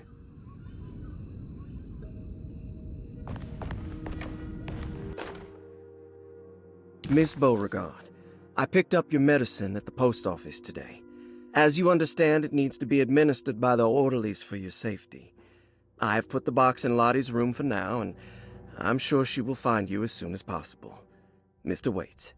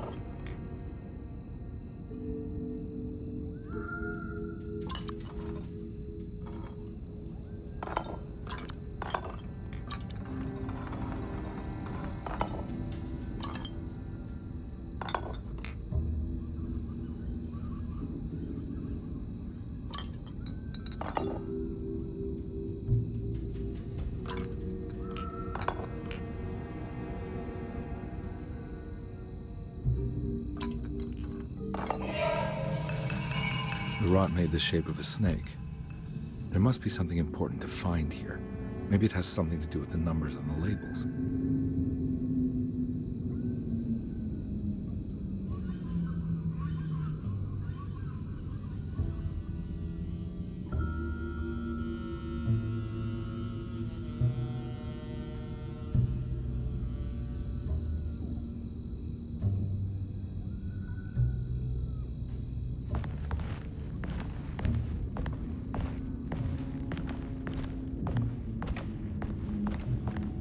It's another one of those strange padlocks.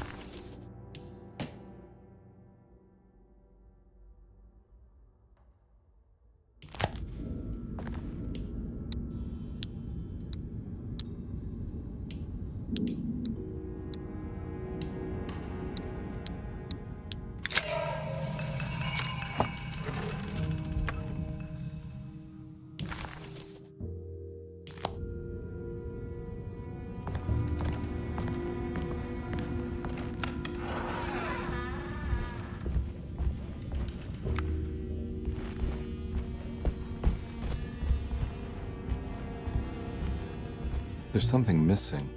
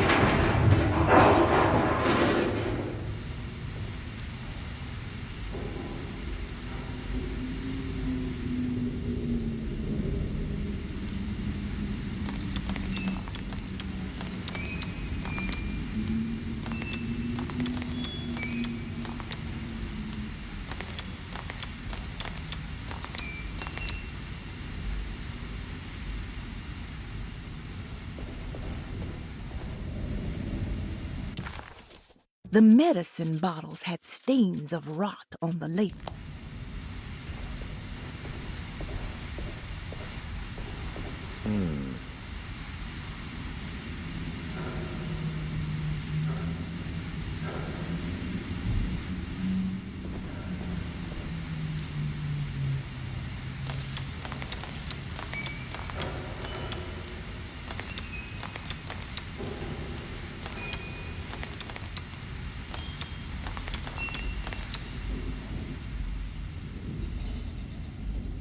Black glass is showing another room. Must be a way to another one of Jeremy's memories.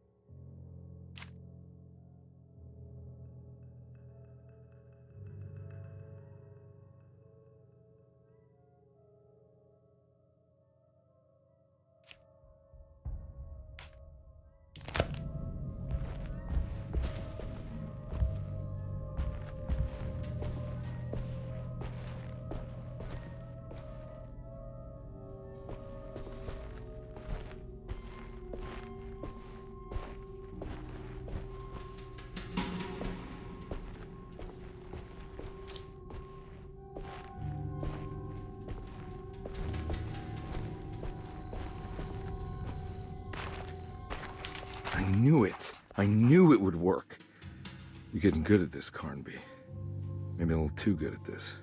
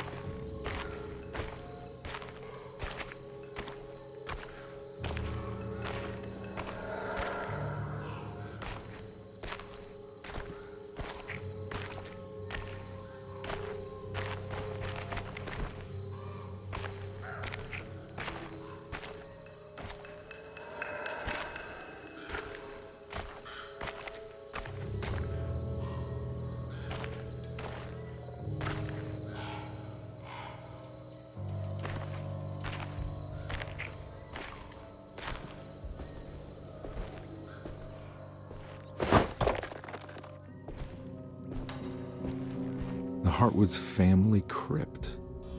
Emily's family must have deeper roots in New Orleans than I thought. I figured she was a Yankee like me.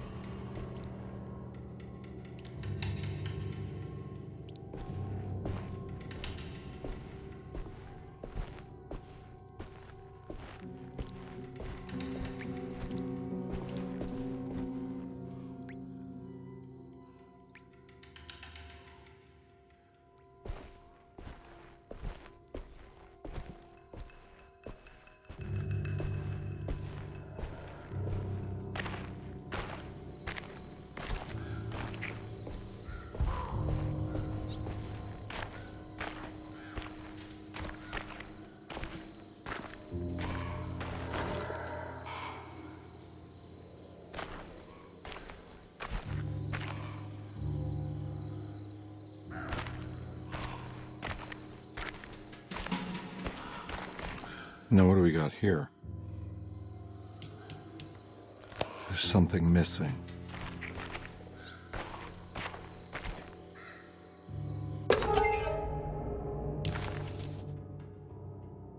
What's this?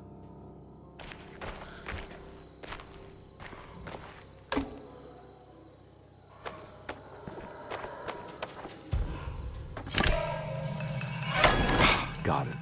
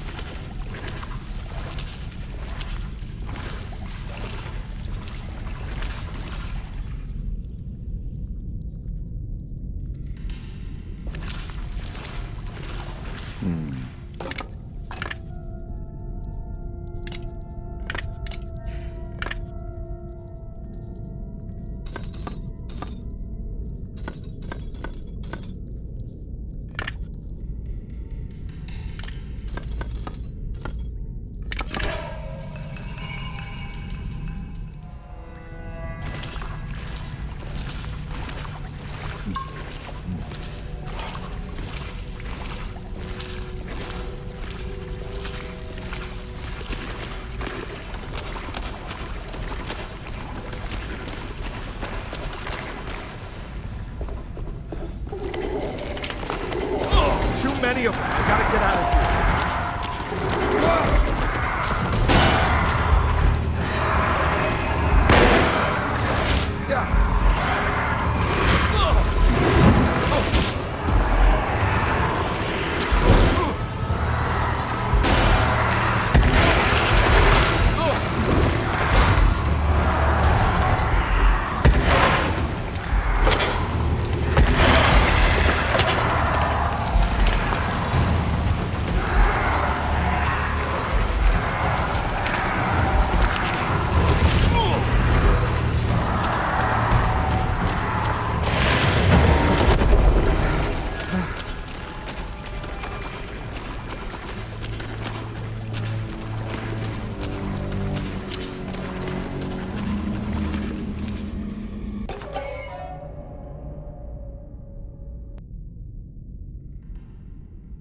Now, what do we got here?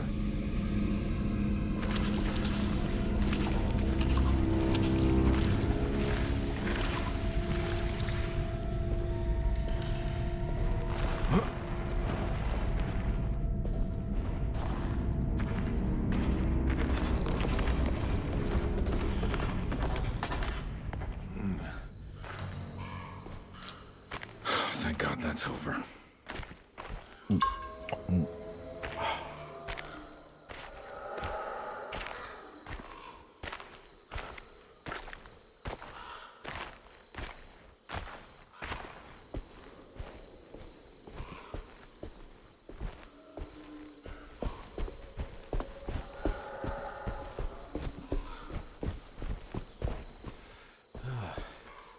Huh.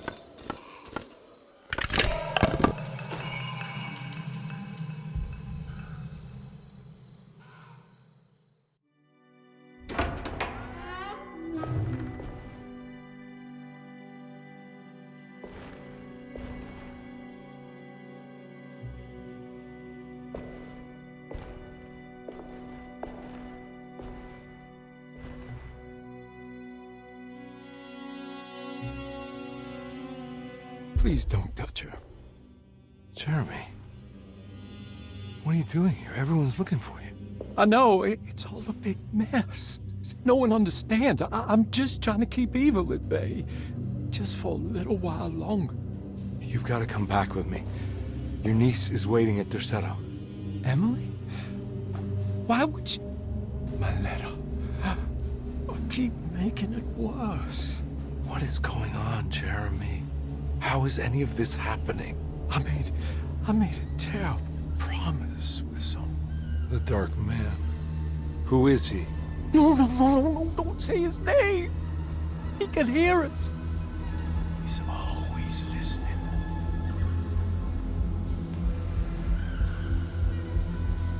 Jeremy, I need to understand what is going on. I promised him everything.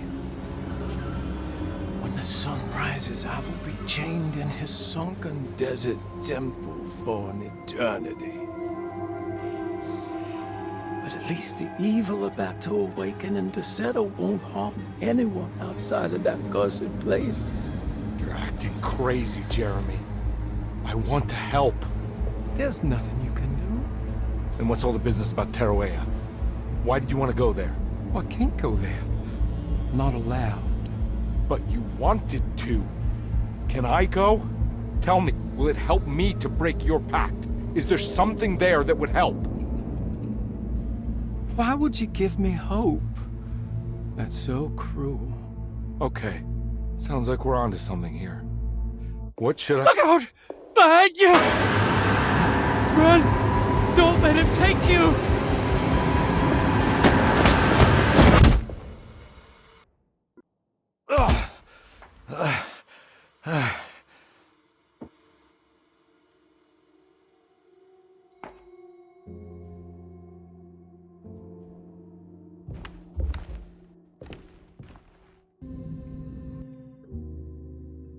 I've seen so many strange occurrences lately. Memories explode into existence and then burn out like tired glass bulb filaments.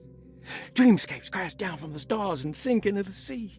Doors that lead to nowhere and absolutely everywhere at once. With all this reverie, I want to think there's a chance that you found a way to remain alive in some way I cannot fathom. Just like I've learned to navigate with my talisman. Maybe you, with all your knowledge, you somehow knew a way to find me again. Perhaps in Taroella. All my love, Jeremy.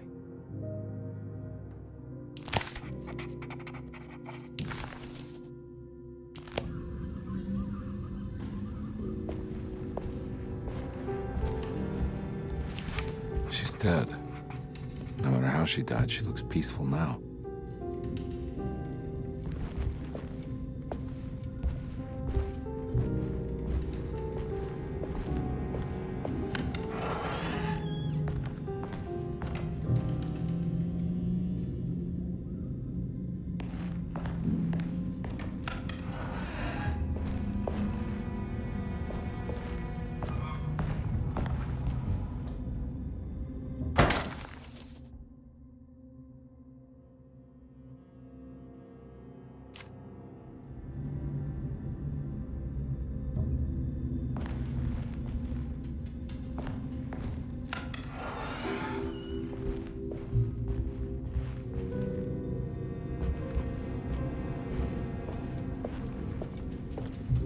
The Astarte Artist Colony. I remember hearing about their disappearance. Must have been 15 years or more now.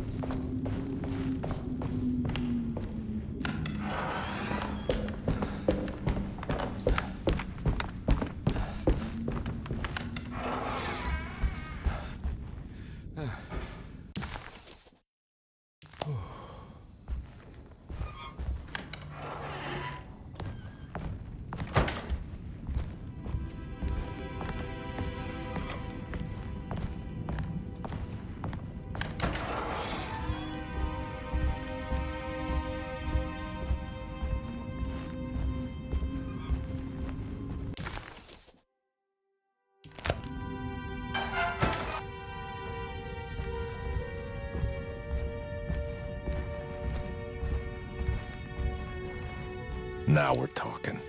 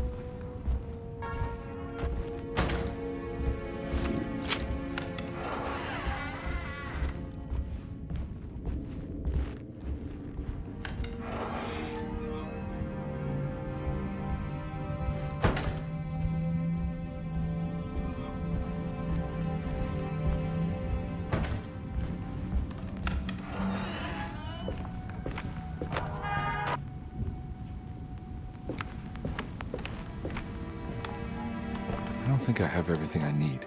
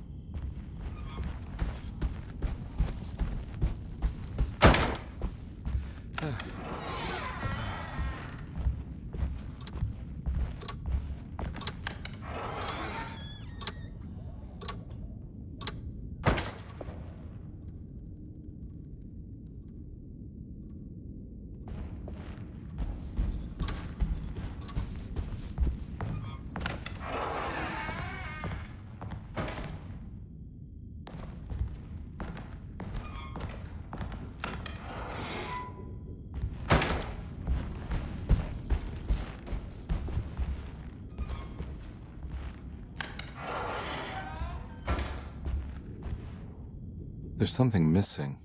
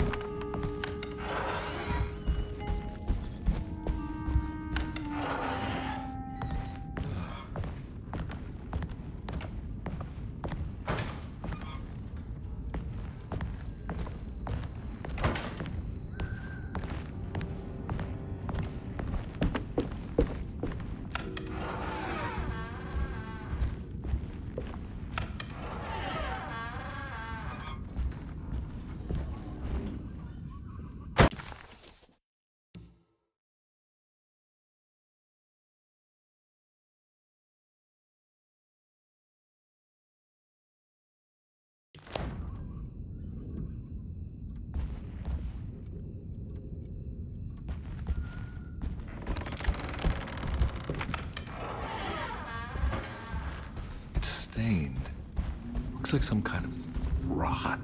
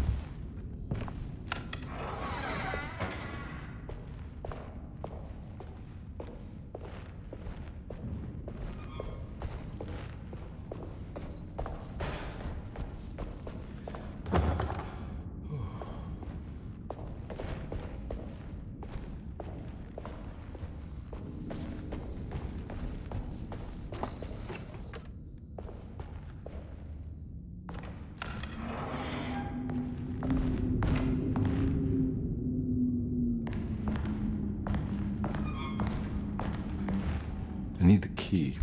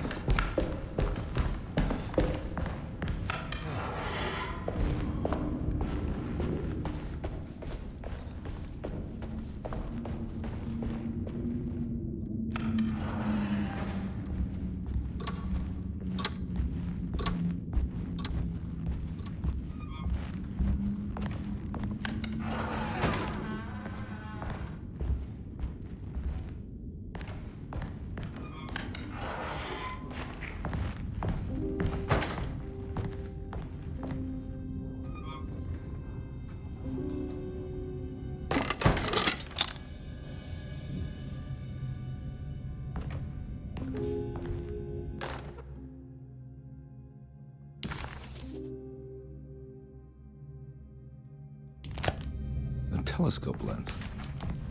Why would he lock that up?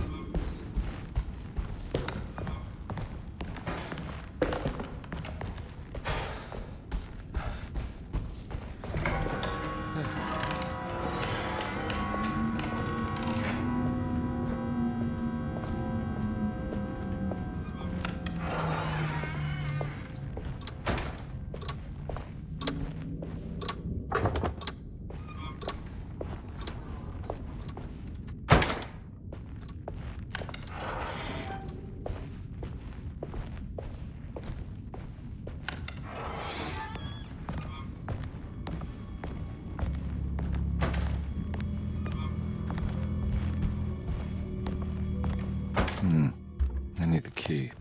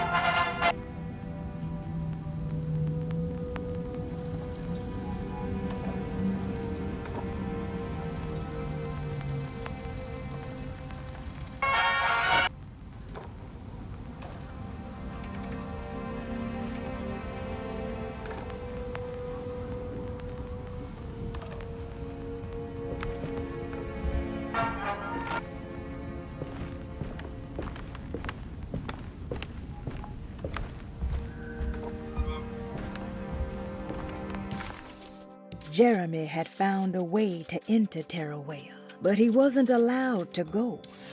He knew deep down that it was impossible for him to cross that threshold. Instead, he hoped that Perosi would go in his place and burn his library to the ground so he could start again. But she never got the chance.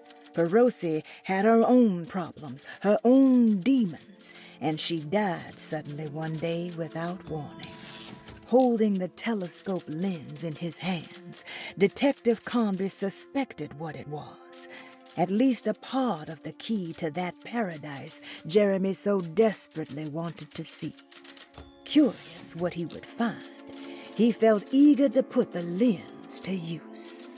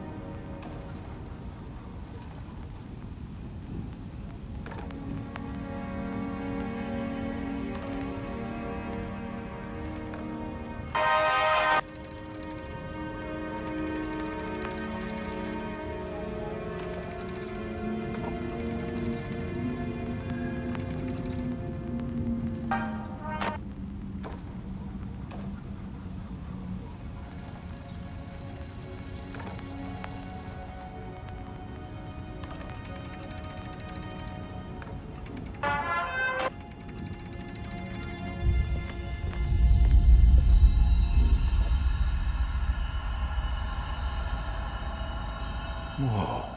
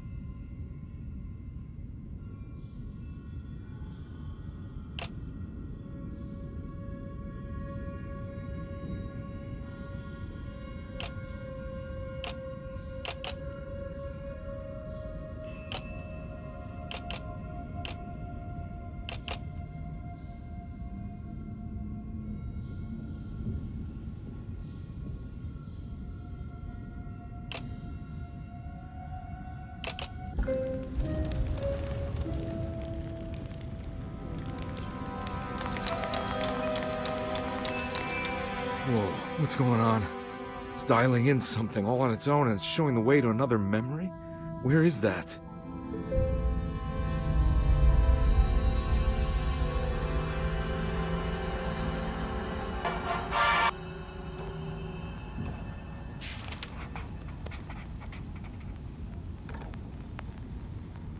Another world seeping into Deseto.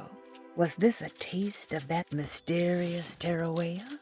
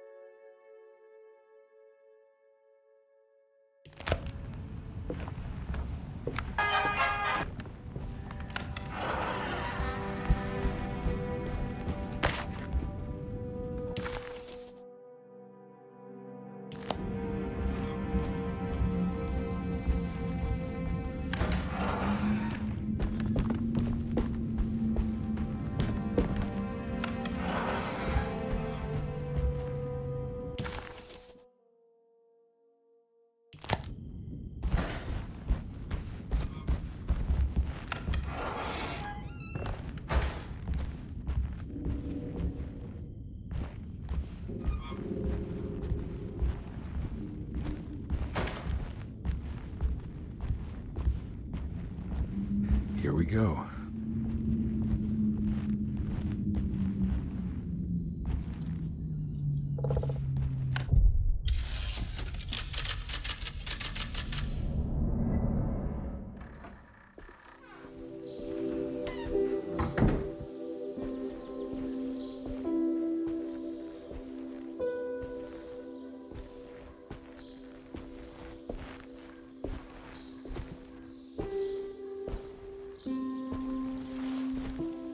I'm glad to see you made it.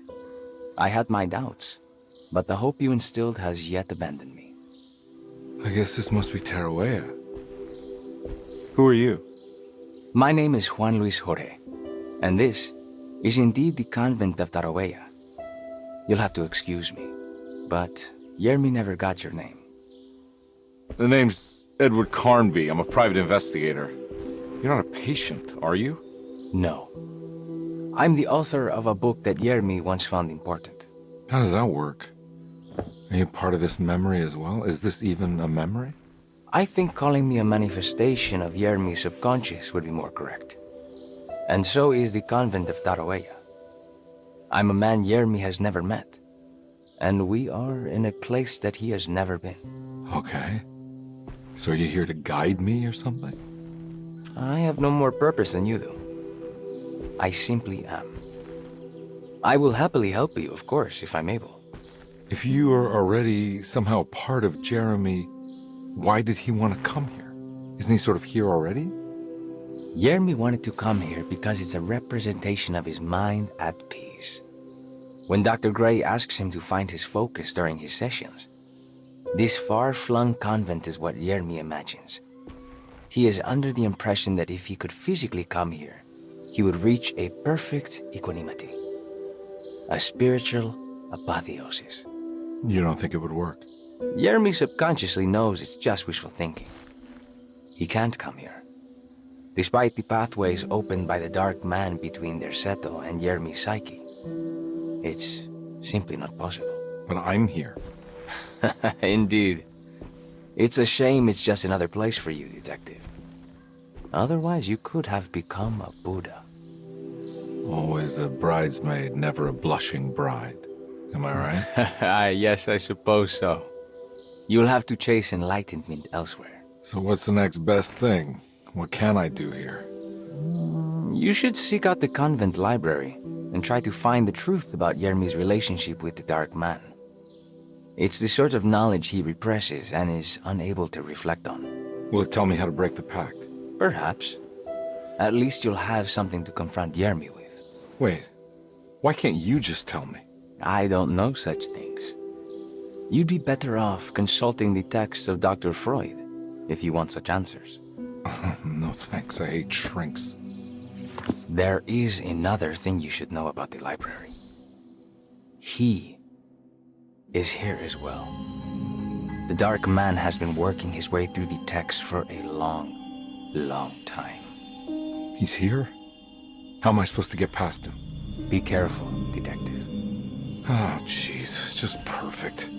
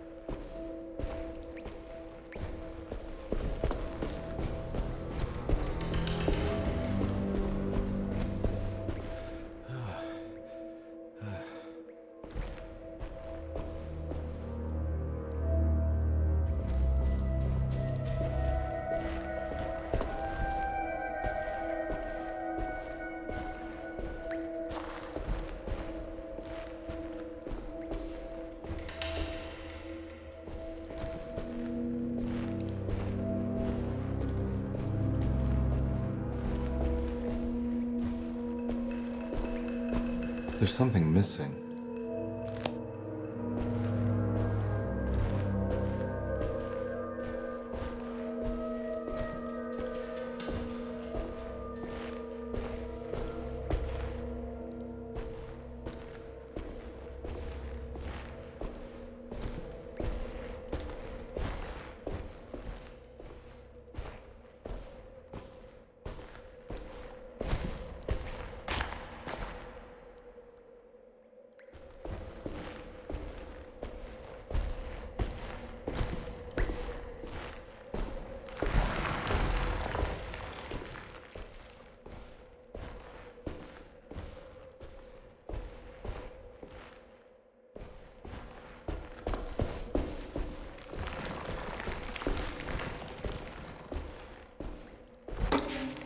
The great library was endless, beautiful, and terrible. An Akashic record for the universe inside the mind of Jeremy Hartwood, now corrupted by a story forced upon him told by a maniacal liar, an evil conjured by science and secrecy. I will suspend a room and lock away the foundation of his character. Its key will be left to the librarian, the only thing invisible to the Prowler.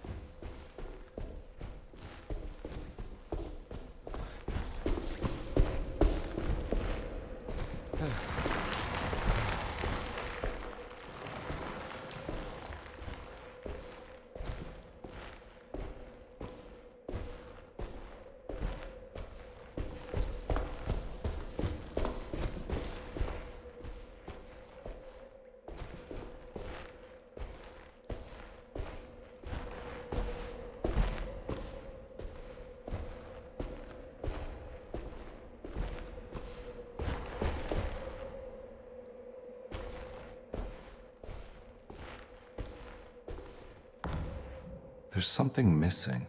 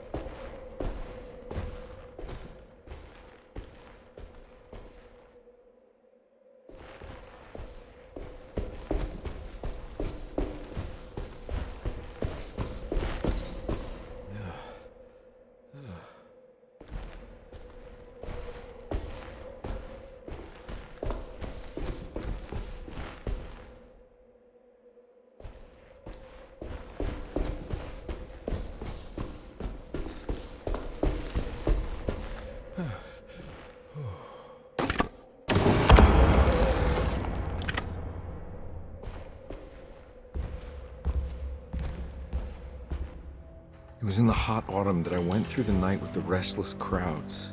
He was a kind of itinerant showman who held forth in public halls and aroused widespread fear. The New Orleans address of the event is lost, but I remember distinctly the Prext Shipping Company pressing their contribution. Hey.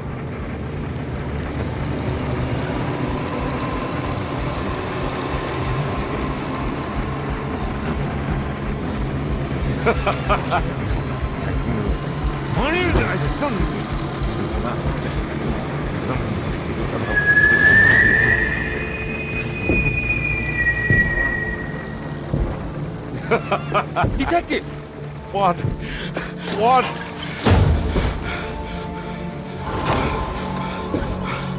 I hope you found what you were looking for. I fear there is no going back.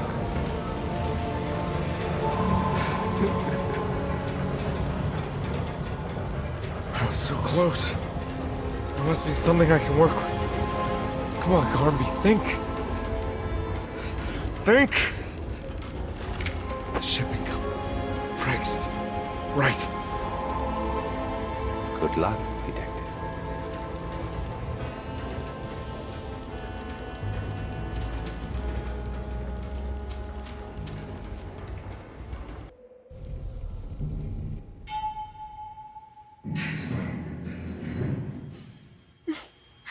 Well, thank God you're here, Detective. Sitting all alone in a place like this, I'd never live it down if the papers got wind of it. Hey. Ruth, right? Oh, don't pretend you don't know. I'm sure you have a whole file on me by now, Detective. I suppose we weren't formally introduced. I'm Ruth Talon. Miss Ruth Talon, in case you're wondering. Edward Carnby. Enchanté. Are you sure? I had too many already. Nice. It's good. I know. I have great taste, Detective. I heard you're trying to break Jeremy's promise to the Dark Man. Yeah. Do you know anything about that kind of stuff? No, but it makes you wonder. If he made a promise, can't he simply stand by his words?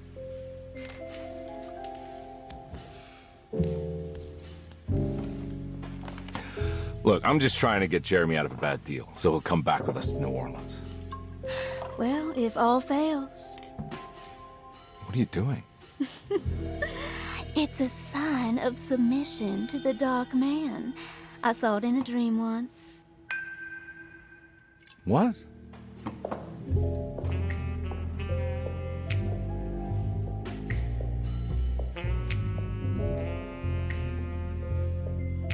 You don't know the Prext Shipping Company by any chance? I do. They made big money during the war. Their waterfront office is just over there. How did you do that? Do what, Detective? Bonne chance. Hey, have you seen Emily Hartwood anywhere? Are you trying to make me jealous, Detective? No, I haven't seen your doll anywhere.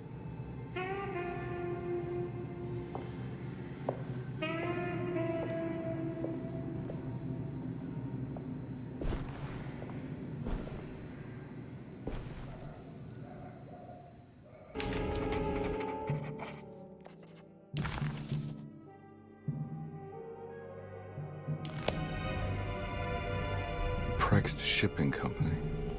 According to the book in Taroella, the Dark Man is connected to a performance that Jeremy went to somewhere in New Orleans. I'm sure I can find the address inside.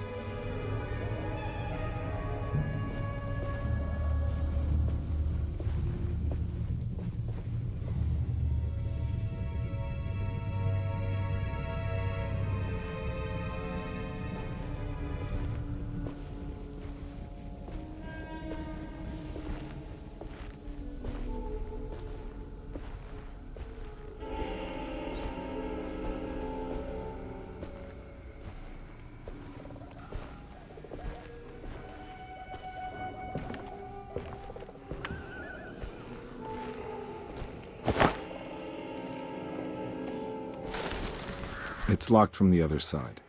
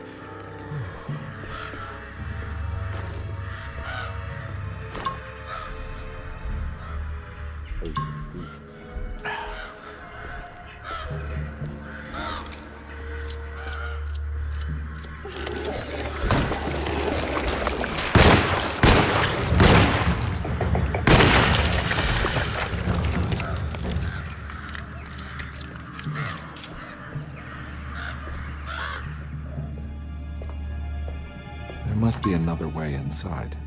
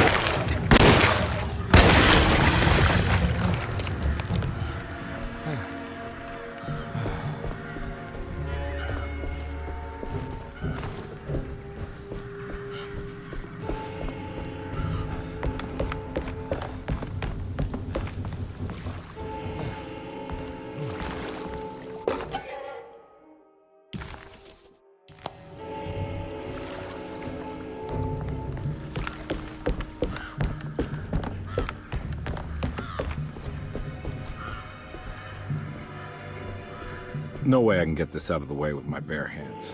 But if I get that crane going, that should do it.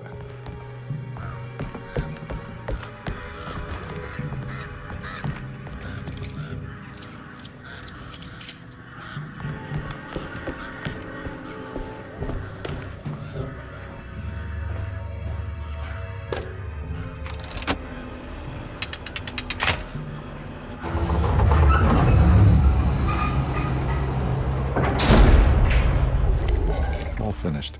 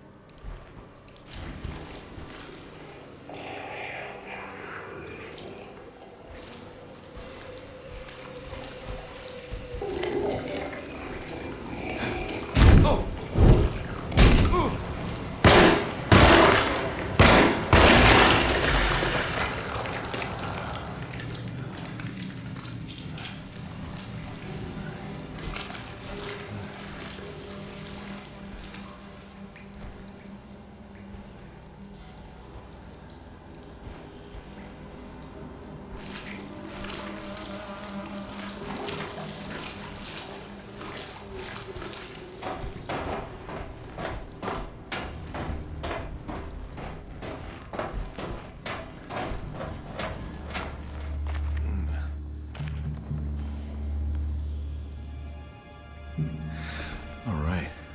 Made it inside the warehouse. The office must be upstairs.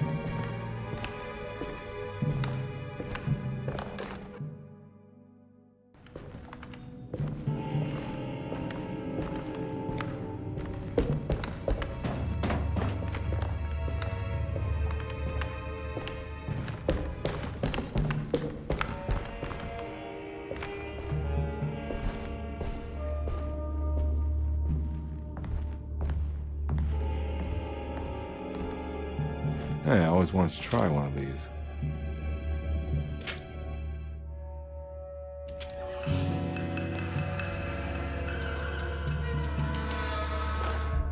Our ship was raided while in dock. All of his things were recovered, but blood was shed. Several men were carried into the Mississippi River and drowned by ones who live in the deep. All items have now been signed and delivered. Now best keep the papers safe. What is left? Later is right, and hell is back again.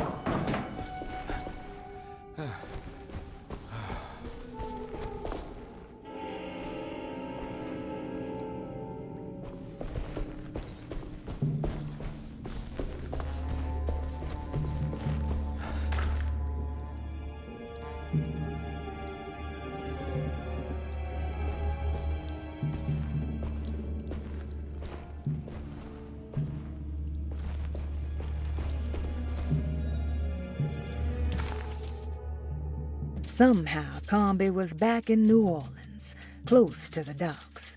He could smell the pungent aroma of the Mississippi River. In front of him was the Prext Shipping Company. According to the book in the library, he should find the address to where Jeremy first met the Dark Man, inside. Comby felt confused.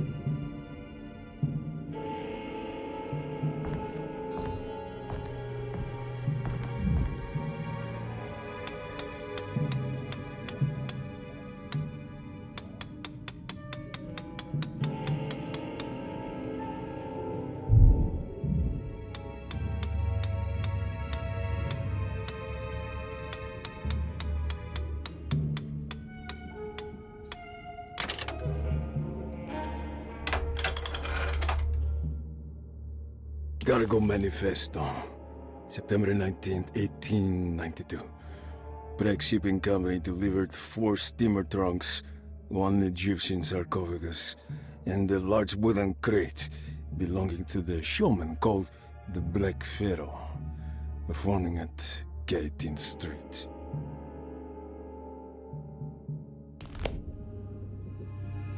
Here we go. The address where Jeremy first encountered the Dark Man.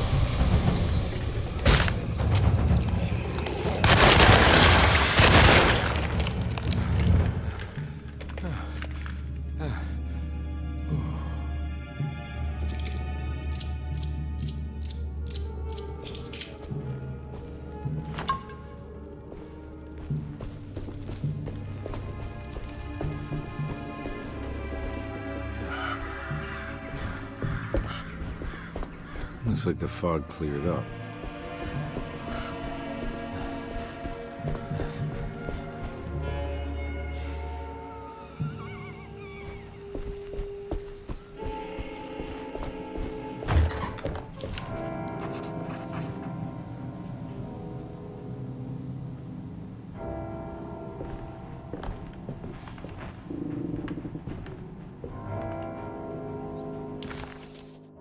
The address of the event where Jeremy first met the Dark Man surprised Conby.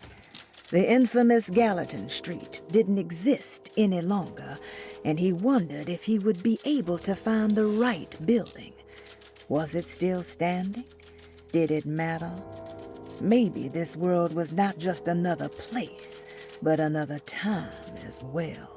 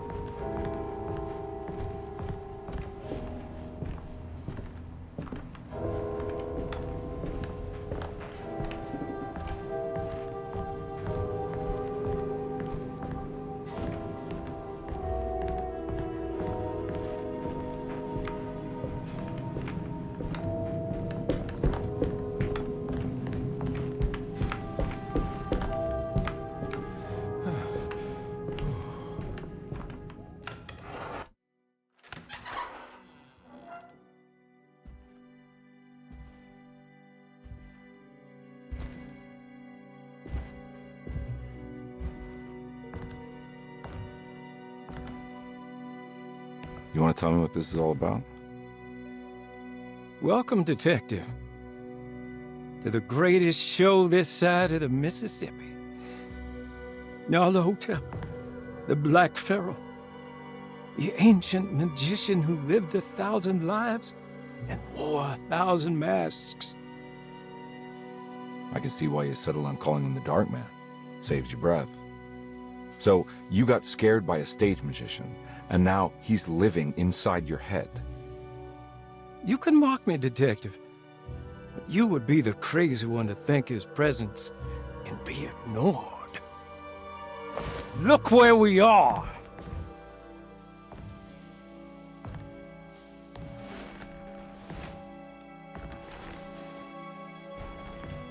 We didn't get to finish our last conversation, did we? You were about to tell me how to break the contract with the Dark Man. No, we can't. We would turn her loose on the world. So many innocent would die. But there is a way to break out of the deal. There is. You offered me a way out. Steps to take. What are they? You'll never find them. They're forever entombed in his sunken desert temple. Jeremy, I'm not your enemy. Tell me where to go. How do I find the temple? No, we can't. I have to make this sacrifice. God damn it, Jeremy. I'm gonna save you. Don't worry.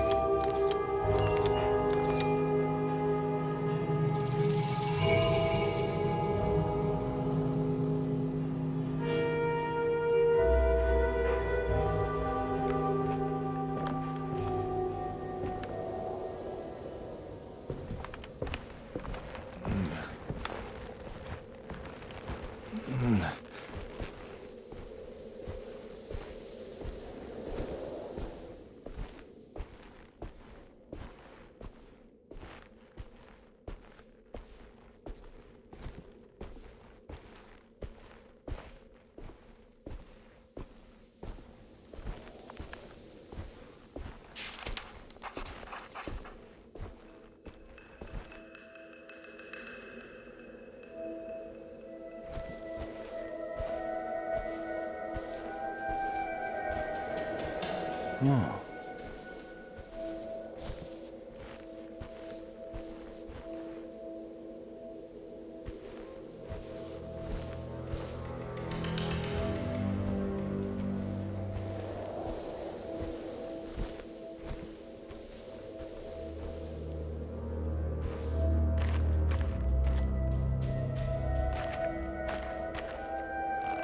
Ugh.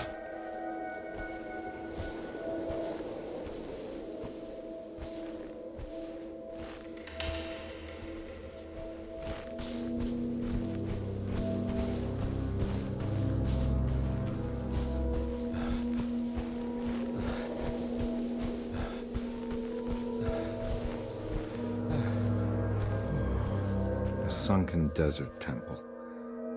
I better get down there.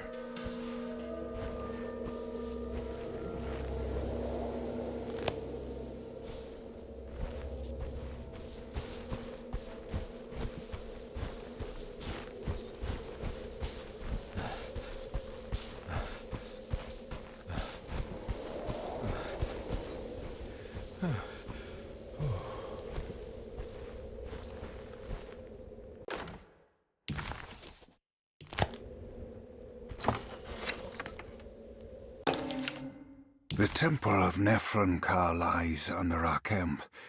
Despite all efforts, that unholy site did not collapse, but sink beneath the sand.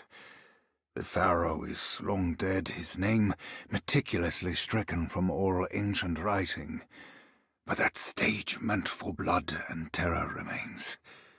The temple is said to be lightless, built to harbor all the haunters of the dark found in the very depths of our universe. Calling on the gods meant creating a bridge between our world and theirs. The terrible Aldebaran of Taurus, the Black Sun, was seen as the most important star in the night sky. Because, according to the Kitab al-Azif, it was said to be the home of that crawling chaos known as Nyarlathotep. Through ancient mechanisms, it was said that the priests could open shafts channeling the light emitted by that strange stone called the Shining Trapezohedron. Several streams pooled together above the statue of that dark man would then be sent through space towards the Black Sun, a message to the gods. The gifts bestowed on the sender are completely undocumented, but often assumed to involve dark blood pacts, where souls are traded for malicious miracles.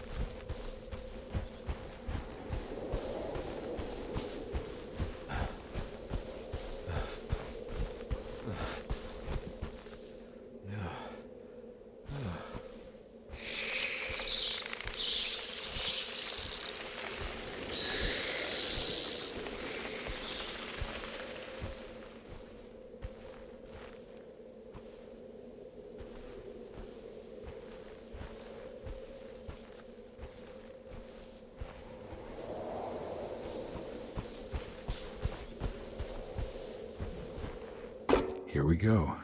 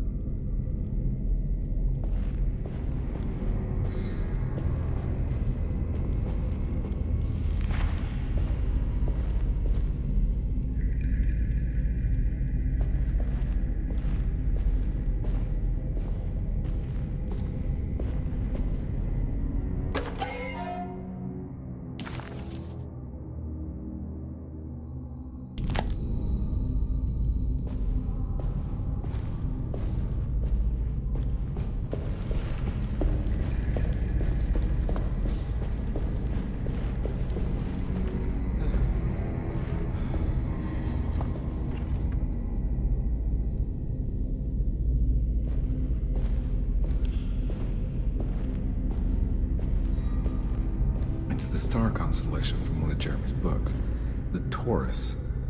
And one star's clearly bigger. Must be important. I got a feeling this is it. This is where the contract is hidden. But how do I get to it?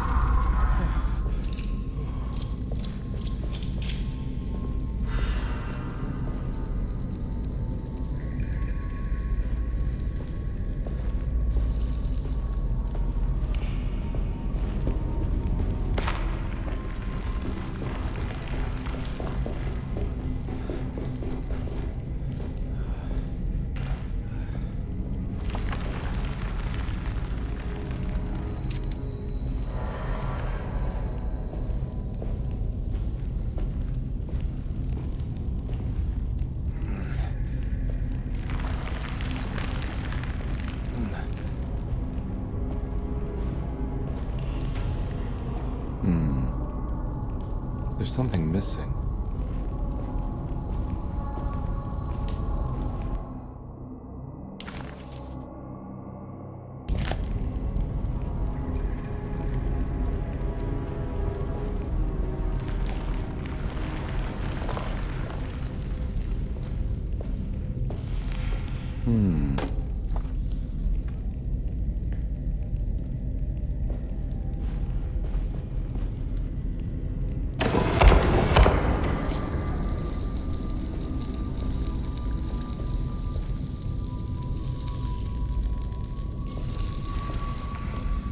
This one looks operational. Good work.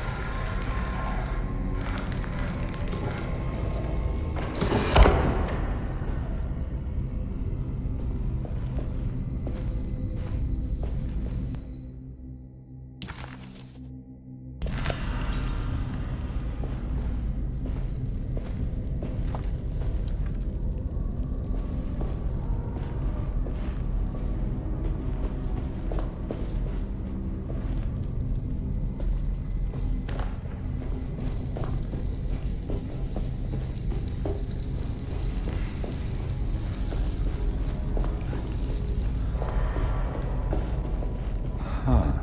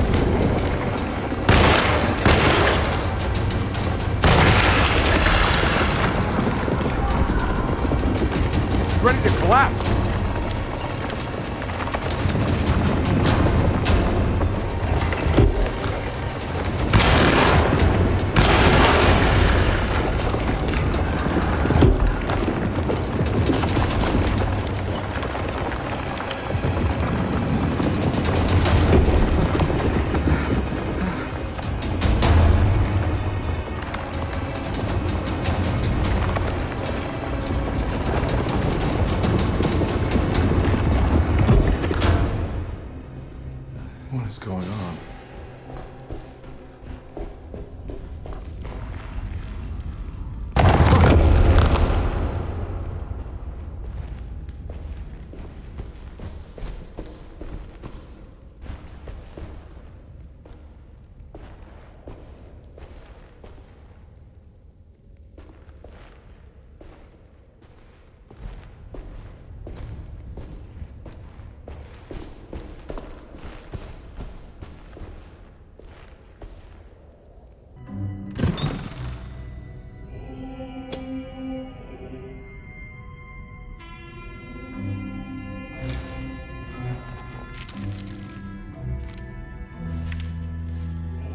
Acknowledge psychological trauma, breakthrough barriers of self-deceit, temper manic behavior.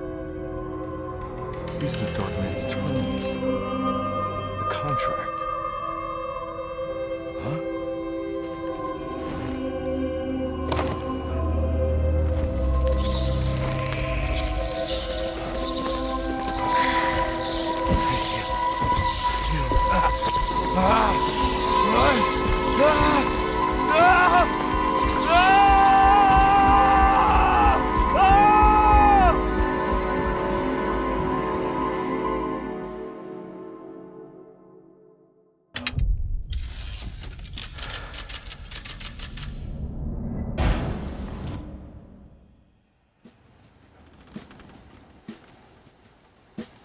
Hey. Hey, detective?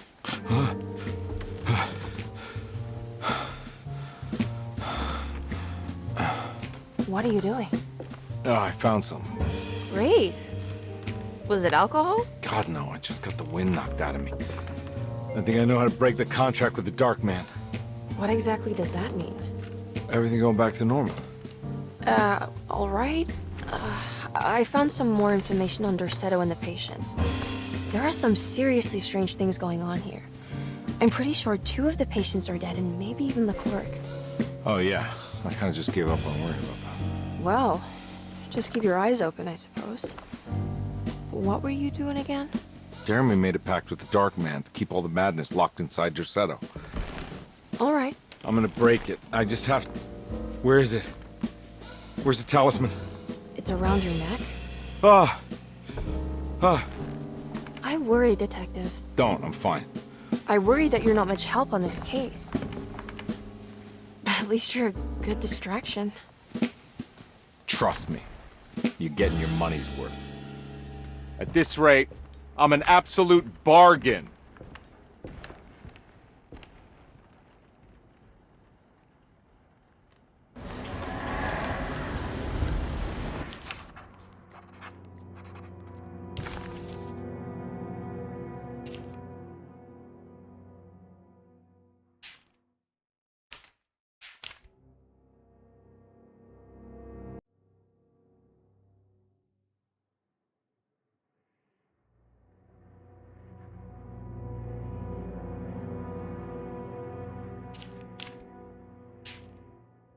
He must first acknowledge psychological trauma in order to proceed. The lying must stop, so we can break through the barriers of self-deceit. Finally, temper manic behavior. Medicine has failed me. Nothing can be done to dispel the hardwood curse. Only the sacrificial dagger may release the despair from Jacob's eye. Yet, doing so would be the doom of Dorsetto. Let this curse of mine be a weapon for once. I accept your demands, oh, crawling chaos. Build your prison around this godforsaken hospital. When evil has been starved, I will stay buried forever.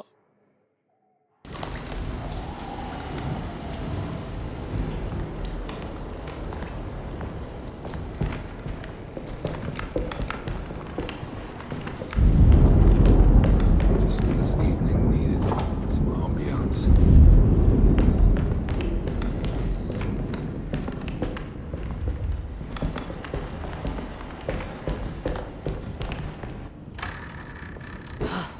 God to be around here somewhere.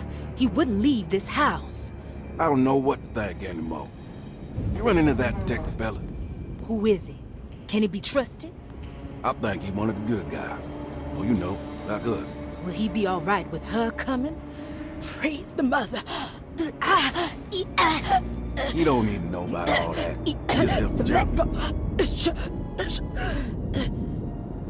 Just calm down. Ain't time yet. God, it hurts. As far as I can tell, Detective Comby seems to be solving problems, not causing them. Just be ready in case he starts anything.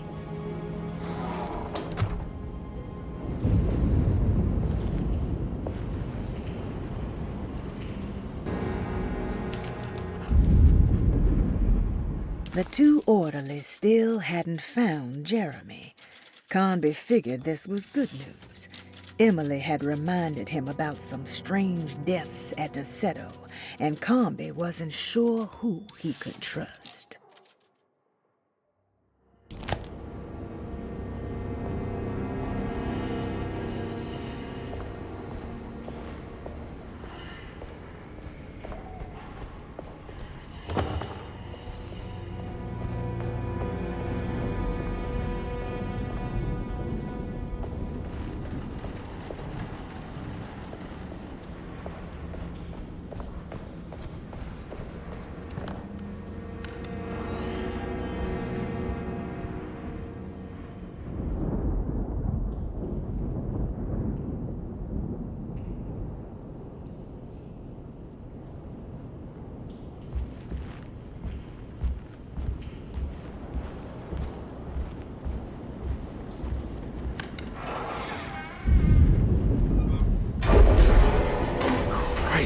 What the hell was that?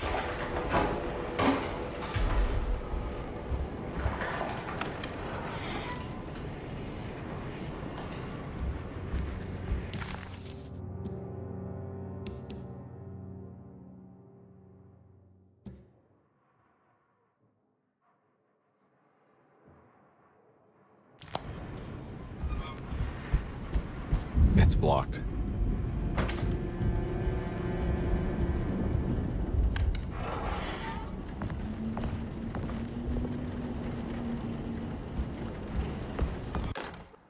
Lunacy and the Astarte Artist Colony, a monograph by Yael Klein. In early 1909, the old Derceto plantation outside of New Orleans was turned into an artist's colony. 3 famous European artists rented the house and the surrounding land from the owner, the Ledoux family. The colony was chiefly run by Sebastian Cortez, who was playfully dubbed the captain by his collaborators, William Arges and Heinrich Kassel. The colony existed for 6 years, until one day all 12 members disappeared without a trace. It is widely believed that their disappearance is connected to the disastrous hurricane that passed through on September 29, 1915, but nothing truly supports this claim. What is known is their frequent participation in New Orleans nightlife, their love for hosting parties, and their elaborate contributions to the Mardi Gras parades as the Pirates of Pontchartrain. Accounts of their lifestyle can be found in almost every gossip column. It can effectively be summed up as carefree and bohemian. In late June 1909, the name Astarte first appeared in the newspapers. Cortez said the name came to him as he was painting. There is never any claim to knowing about the ancient Phoenician fertility goddess with the same name before this time. His fellow colonist Heinrich Kassel did know, because he later produced sculptures that show clear references to ancient idols of the goddess. It's impossible to know for sure how this name suddenly made an appearance, but it is interesting because of Derseto's history.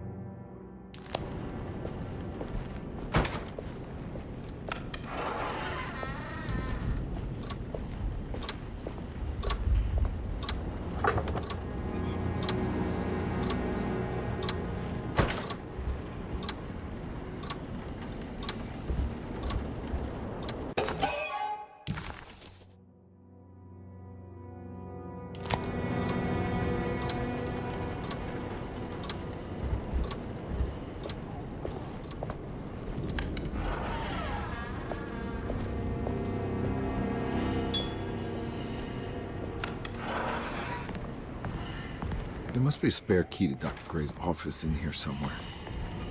I need the key.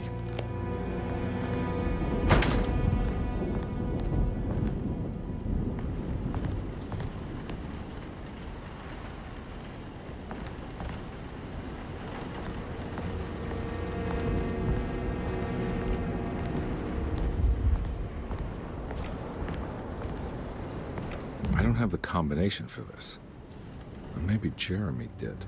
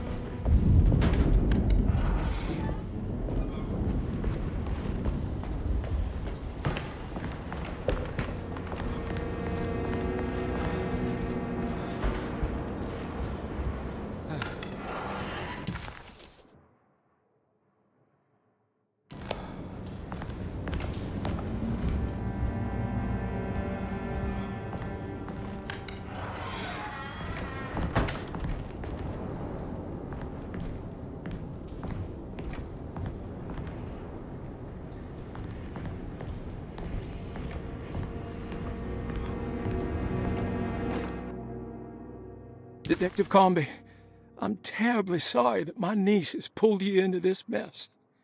Please, with all my blessings, take her away from this cursed place.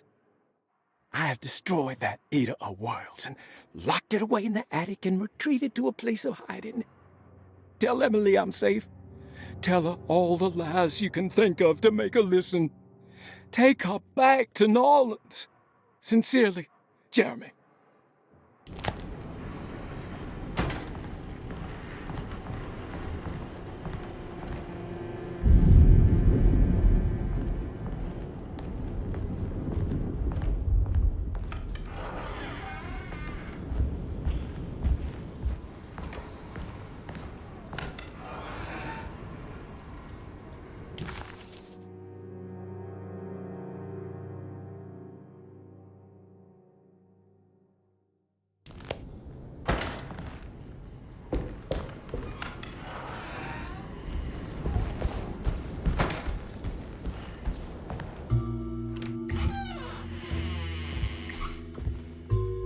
Detective Conby. Good to see you again. Solved your case yet? I'm trying. Hey, Grace, you okay? Oh, she is just peachy, Detective. Are you looking forward to the Feast of St. John, Grace? I can't wait. Kids, ain't they great?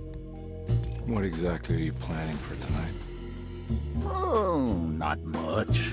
We eat, we drink, we pay tribute to the wishing tree in the conservatory. The usual. Then why all the excitement? There is just something about tonight. Something's different. I think we all feel it. Besides, we got ourselves some new words for the prayer thanks to your buddy Jeremy. She'll come and turn the world inside out, and things will begin again. That sounds strangely threatening. You should come.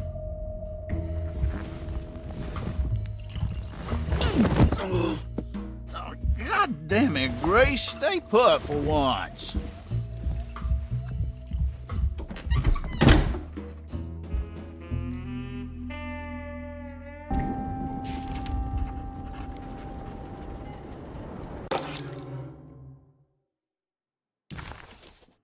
Better hold on to these. Wouldn't want them to get lost. There's something missing.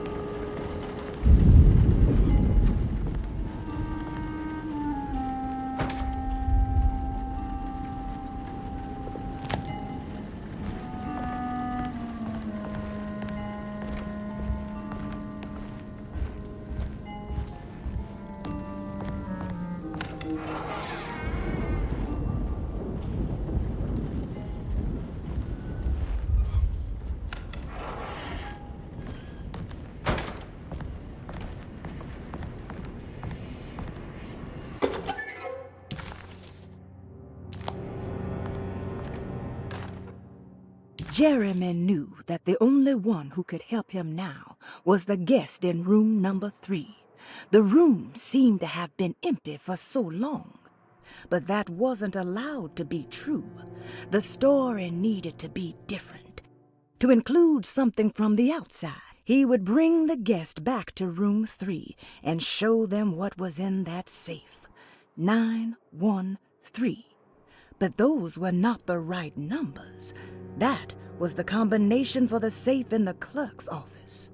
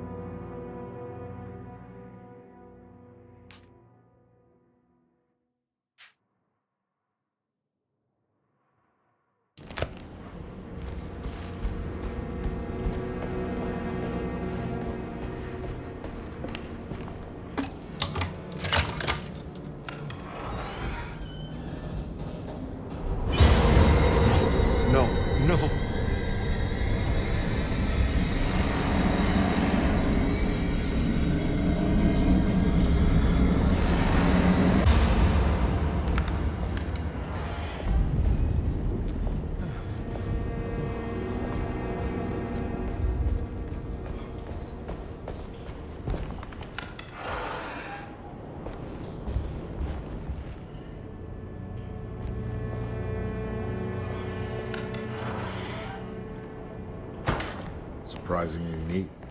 Maybe I've been selling that old barfly short.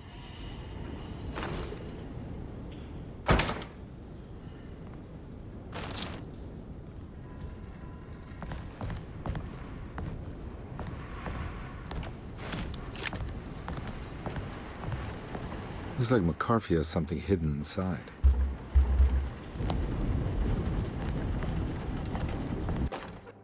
Sometimes, I think this place makes me worse.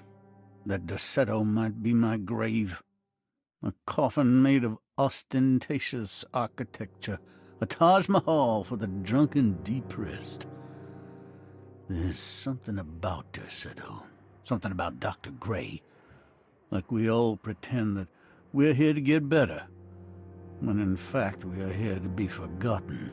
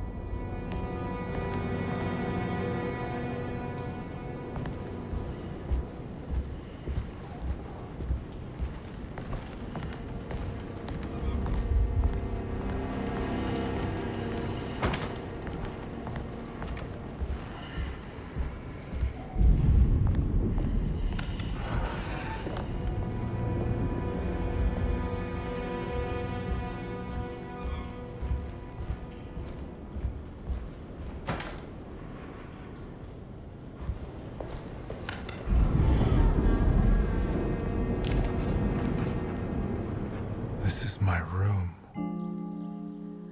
I belong here.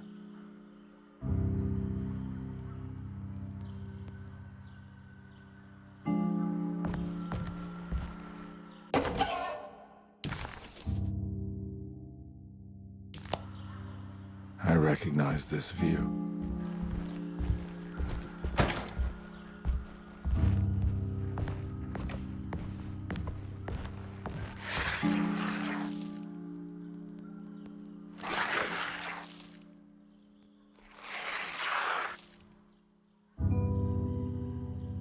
I know that number.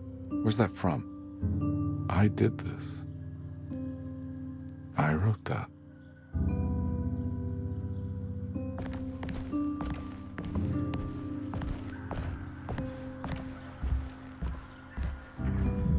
I know the combination. I carry it with me.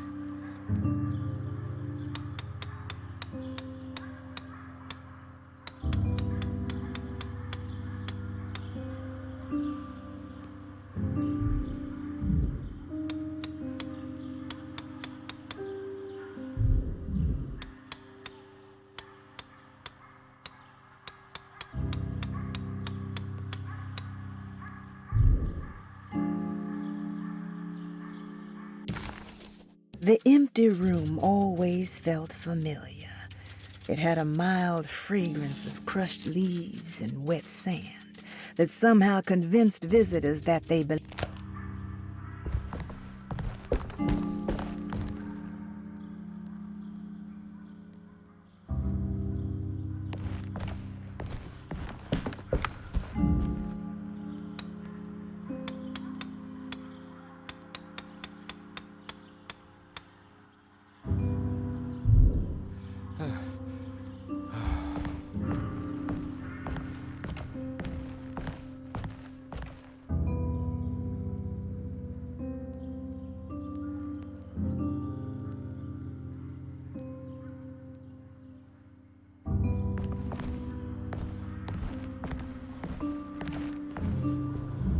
I know the combination. I carry it with me.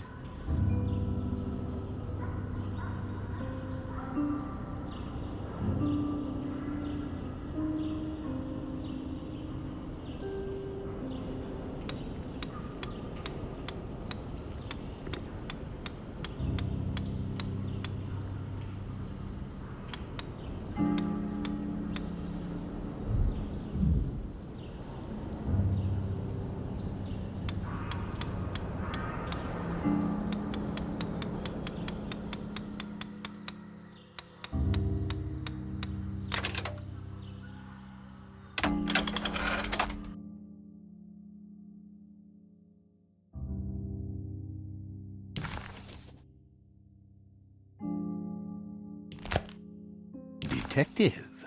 I have made many discoveries in my case. The child we want is safe, thanks to good people like me and you. We're so similar, but you don't see all the things I do. To find your man, Jeremy, you also need to look for the girl. It has always been that way. The young deliver us all. You should have a look in my room. There's a piece of the puzzle you will need. Take care now. My coffee.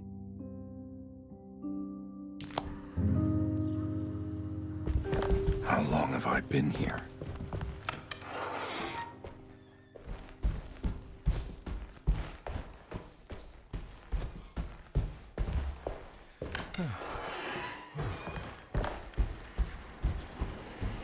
Looks like McCarthy has something hidden inside.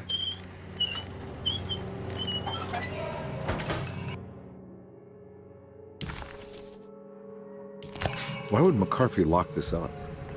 Was he trying to keep Grace from completing the shape? If so, couldn't she have just made another drawing?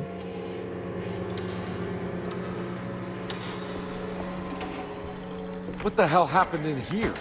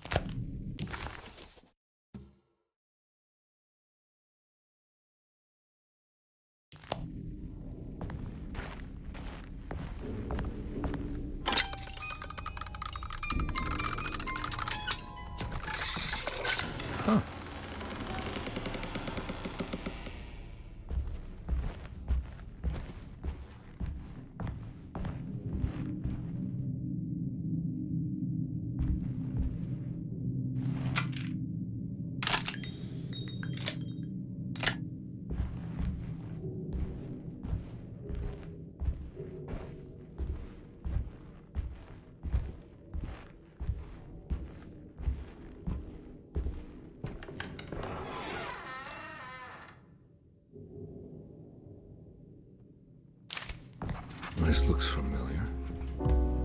How am I back at the office? Jeremy's never been here.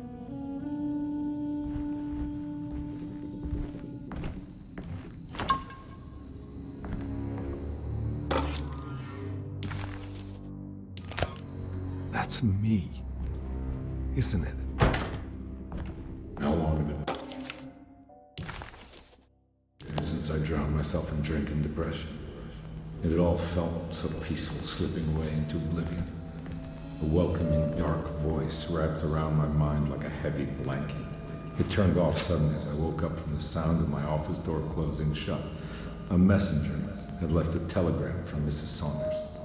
She had a lead on where to find her husband and her kidnapped daughter.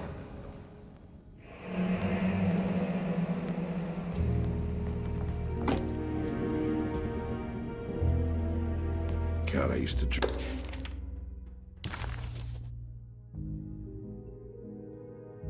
So much back then. When was this exactly? What case was I working?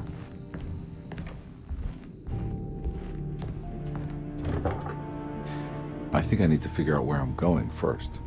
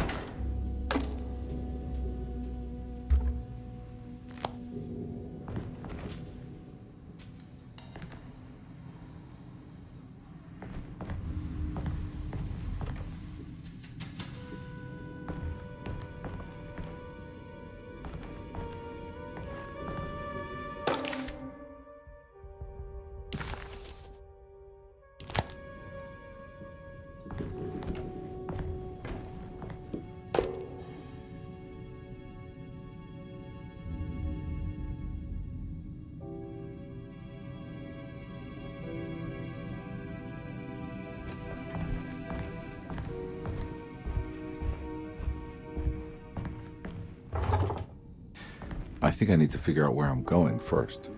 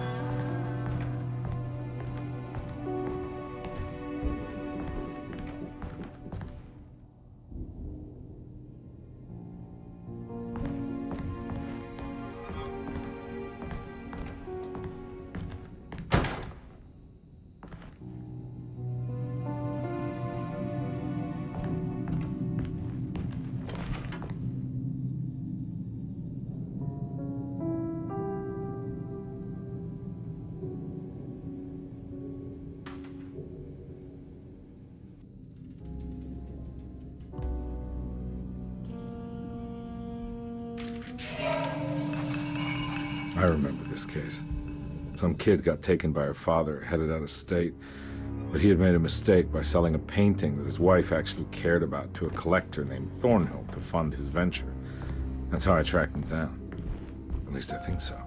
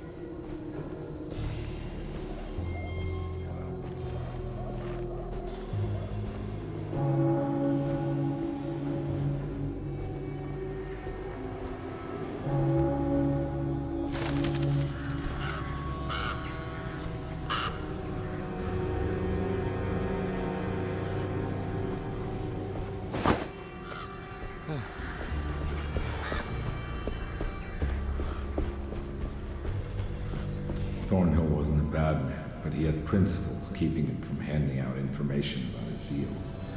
So it needed some convincing.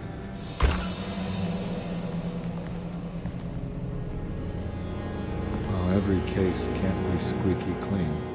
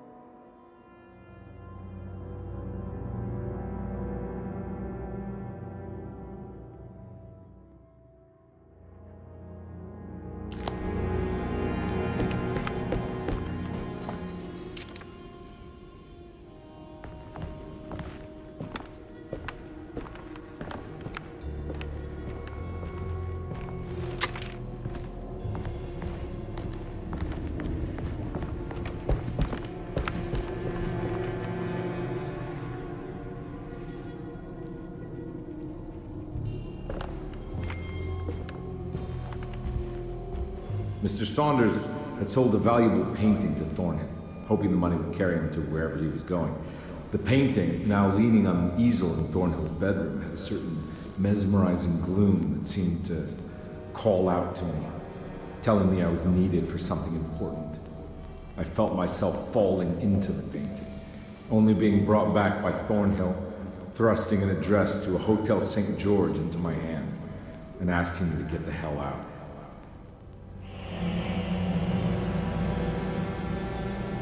I don't remember this at all, but I can't say it didn't happen.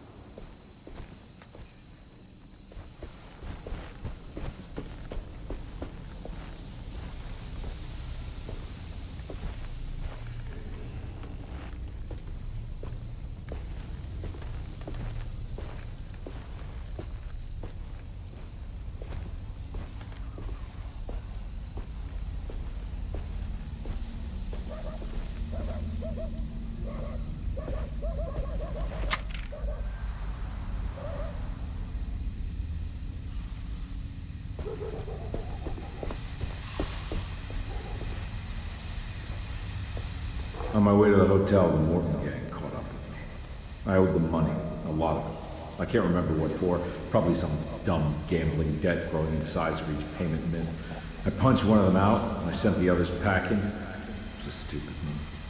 They'd be back.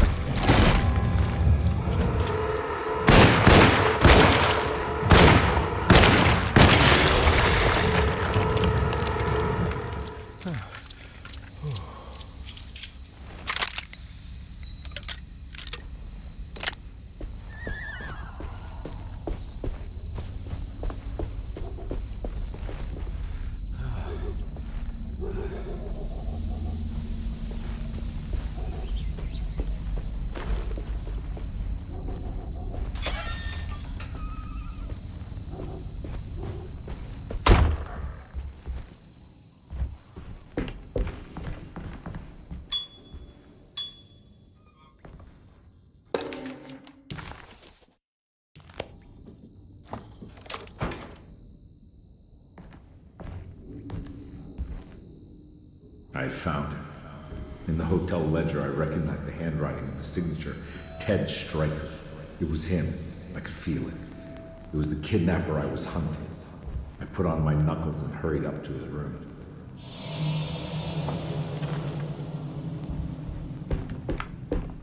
Something about that name, Ted Stryker. Rings a bell.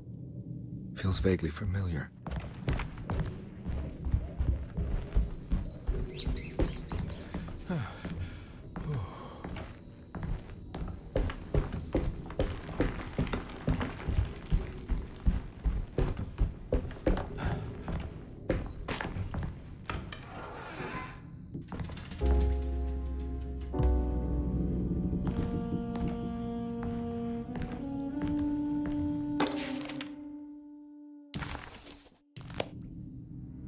I recognize this room, but I didn't catch up with them here. I must have followed them. But where?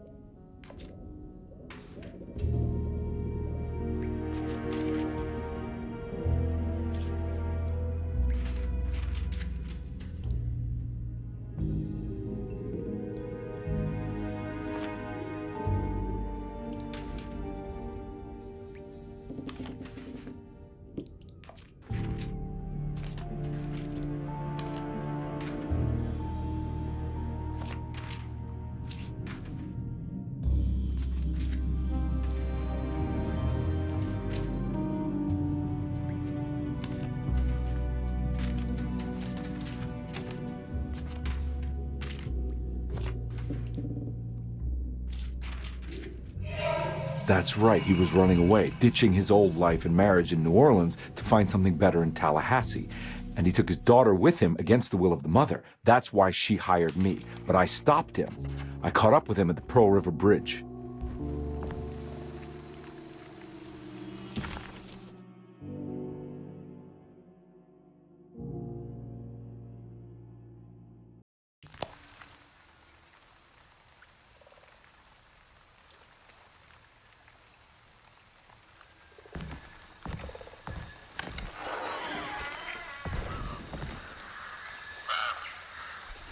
Pearl River.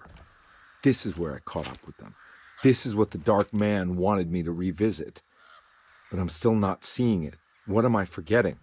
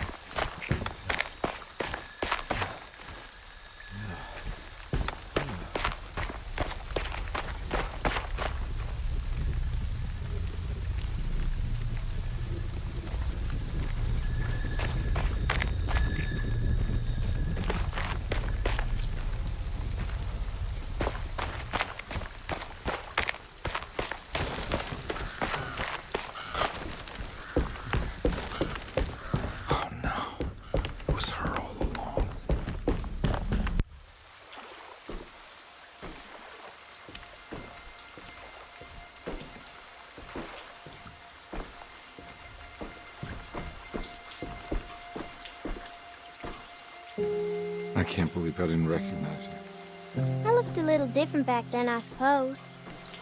Was any of this real? How do you mean? This day, just... so much is happening. I can't... I think I've lost my head. Do you need me to apologize? I mean... I am sorry. I don't think I need to begin to explain. You're just a kid, Grace. I'm really sorry. I didn't mean for it to happen. Lies. More lies. No, really. I thought I was being a good guy by handing you over to your mother. I didn't know. I couldn't have known that she wouldn't care about you. I don't know how this works. What is this for? Some form of admission of guilt. Maybe acceptance. It's what the Dark Man wants. I guess we just watch my father die again, then. You think he's alive? I know he is. He's down there, scared that he won't be able to get out. That he will drown with his daughter again. What are you saying? We gotta save him! We? Do it yourself. I'm down there with him, remember?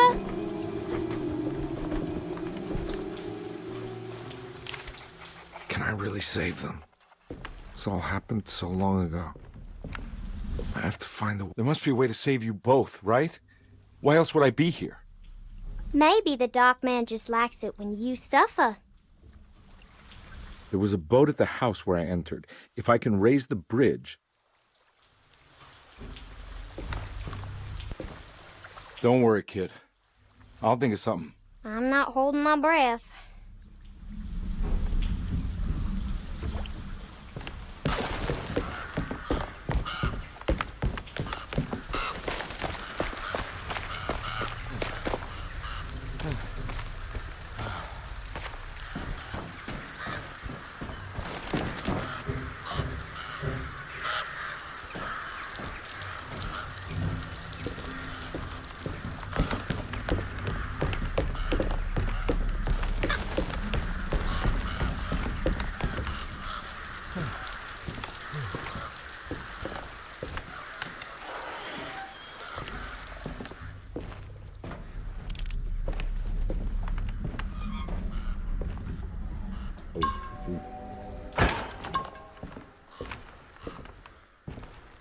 This must be where the bridge is operated.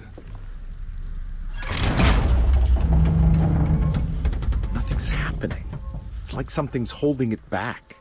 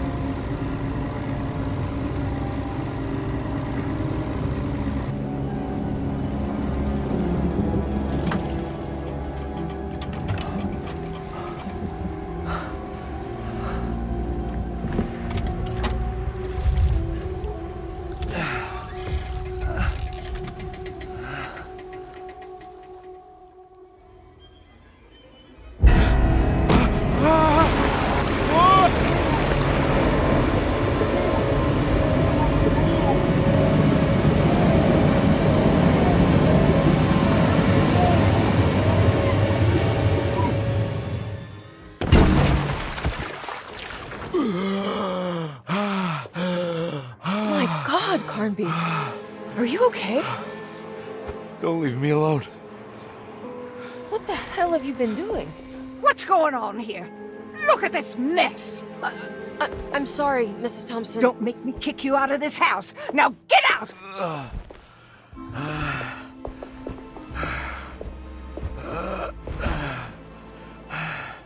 Hey, Detective. Mr. Carnby. I'm really worried about you. I'm okay. I just need to catch my breath for a moment. This place? There are some very disturbed figures around here. And I don't think it's just the patients. I've been reading some things about how Derceto has a deranging effect on people. I think it might explain things. What? Just take it easy, okay?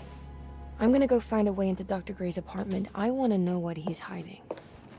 Emily, don't worry. I think I'm close. I'm gonna set everything right. Just be careful.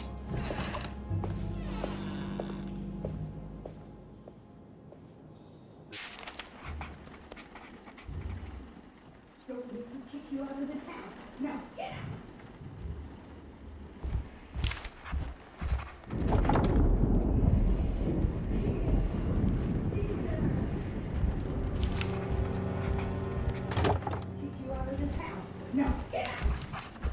I'm not going in there. She's clearly had enough of me.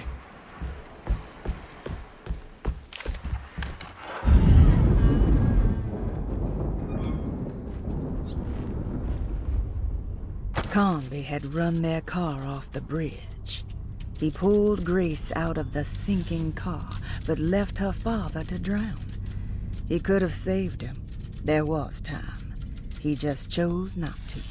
Instead, he took Grace back to New Orleans and collected his paycheck.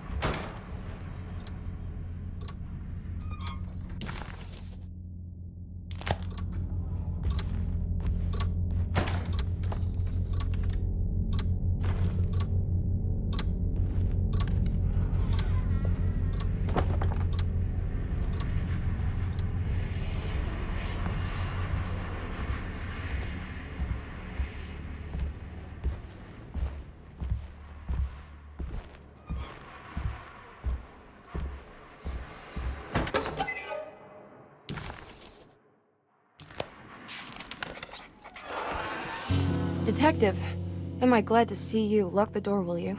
I don't think Dr. Gray would appreciate us snooping around. What's going on here?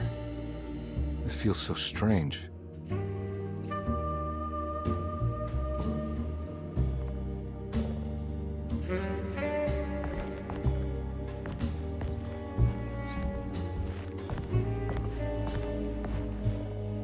Have you found anything? What? Yeah, I've seen some things. Okay. Let me know if there is anything you want to talk about.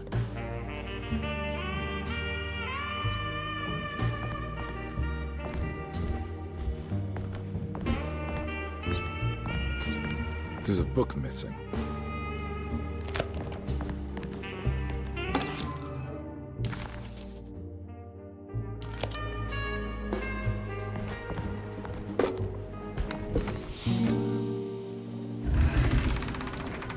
What did you do? I was just rearranging the books. Well, come on, let's check it out.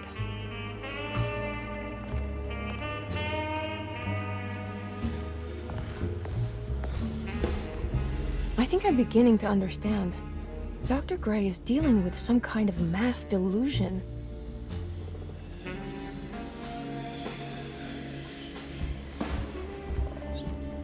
That mark on the floor looks like talisman positions, but from which direction should I look at it? Good to finally meet you, Mr. Hartwood. I'm here on the behalf of your brother Philip. You were expecting me, weren't you? Yes. You're from Derceto, no? That's right. I just wanted to ask you a few questions to see if there is anything I can do to help you and your family. Okay. I understand you're full of imagination. You make up a lot of things. I suppose. And you obsess over them, blurring reality and fiction. Sometimes. Do you want to tell me about the Dark Man? No, I don't. That's all right. Perhaps there is something else you can tell me. Something you know to be made up, but you hold dear. Juan? John? Who's John? No, Juan Luis Jorge. Oh, wait there a moment. Here, take a look. Is he... Oh, he is the author.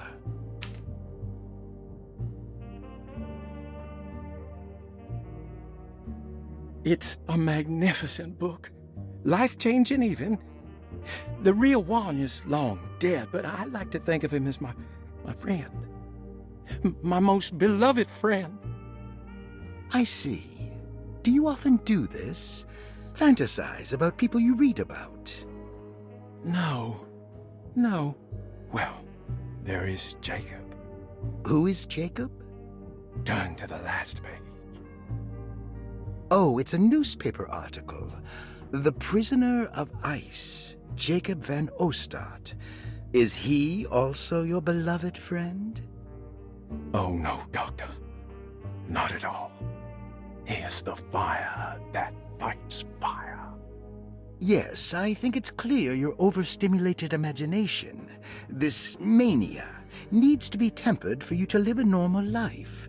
I know your family calls it the Heartwood Curse, but I want you to know that there is nothing supernatural about your condition. It's all inside your head. And with that, I'm very qualified to deal with. In time, you will be cured. In time. Yes, in time we will exorcise all your demons, all the dark men. Yeah! Please, Mr. Heartwood, calm yourself. What happened? Oh, don't you worry your little head about it, Miss Heartwood. Your uncle and I just had our first breakthrough.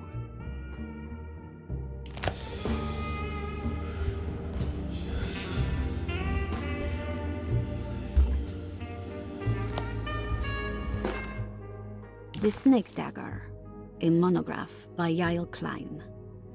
In Ludwig Prin's book on pagan rituals called The Mystery of the Grave, as translated by Nicholas Vachy, there are several references to a sacrificial dagger called the Snake Dagger. It has long been thought of as a poor translation of the original text, that it would be more appropriate with worm dagger from the Latin vermis cultrum. This seems natural following the recent consensus that the original title of Prin's book, De Vermis Mysteris, should literally translate to the mystery of the worm. However, this would take away from Vachy's great effort at translating the underlying meaning of the words and revealing several cultural beliefs. While Prin certainly was using the term worm as a symbol or synecdoche for death and the dead, which is made clear by the contents of the book, in the case of the dagger, we shouldn't be too hasty to dismiss his translation. Reading through Vachy's correspondence with his patron, it appears that he had more than just the Latin text at his disposal. Vachy had dug up Prin's living relatives and uncovered several cross-referenced historical texts and an actual snake dagger. The dagger was dated to the early Middle Kingdom of Egypt and had such a clear shape of a wave that Vachy considered calling it the sinusoidal blade. Knowing the full story, it seems prudent that he chose to translate it as snake and not worm. There are several reasons why this choice of word helps us understand the pagans that Prin's book attempts to describe. The symbolic value of the shape becomes more apparent when reading about the use for the dagger. In the passage of possession and exorcism, we find the snake dagger poisons the poisoner within the victim and is therefore pacified. Where the literal text would tell us that the worm dagger trumps the demon possessing the victim, it tells us nothing of their reasoning, only that somehow this dagger wins against the demon, like it had the better hand in poker. Vachy's translation allows us to follow the underlying logic to the ritual magic that is being performed. Poison the poisoner sounds like fighting fire with fire. That to hurt the demon possessing its victim, the priests would have to fight back with a power that is known to the evil they are fighting. The snake dagger is therefore not only a good way to describe its form, but it also helps us understand how it could be thought of as a useful tool for exorcism. Finally, it also helps us understand their relationship to lunacy, that it was thought of as something poisoning the mind rather than controlling it.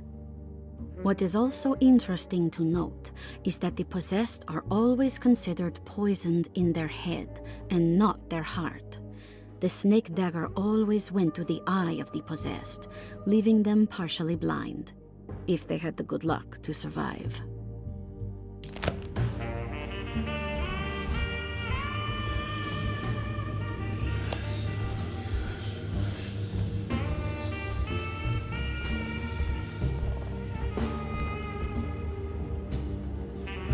What were you saying about mass delusion? Derceto seems to have a deranging effect on people living close by. It has a history of creating cults devoted to some nature goddess. Even the name Derceto refers to the cult existing here before the Civil War. Derceto was the name of an ancient fertility goddess worshipped in Syria. Dr. Gray and his friends, however, seem to prefer the black goat of the woods with 1,000 young, or Shub-Nigroth. And that name can only have come from my uncle's twisted mind.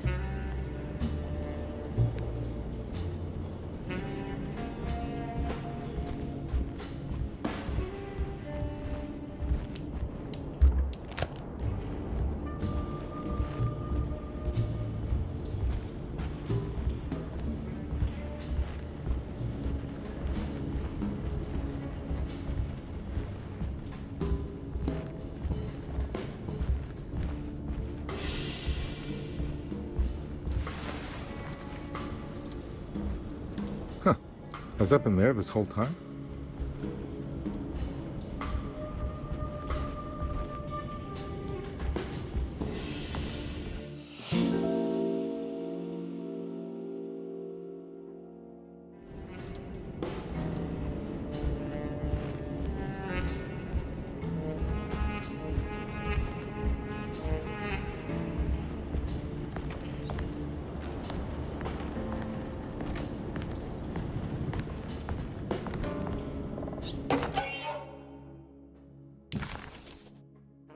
Hey.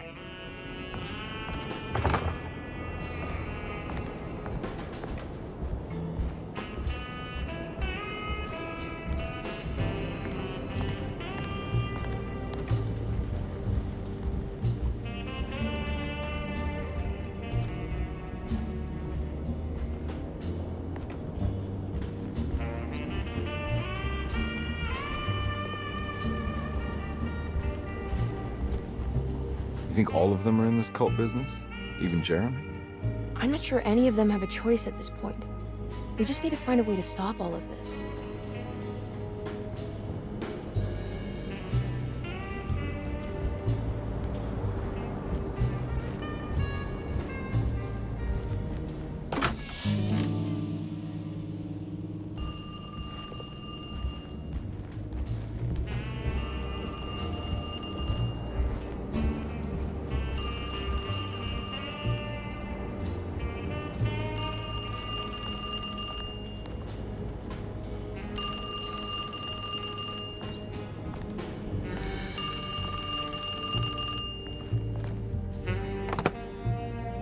Hello?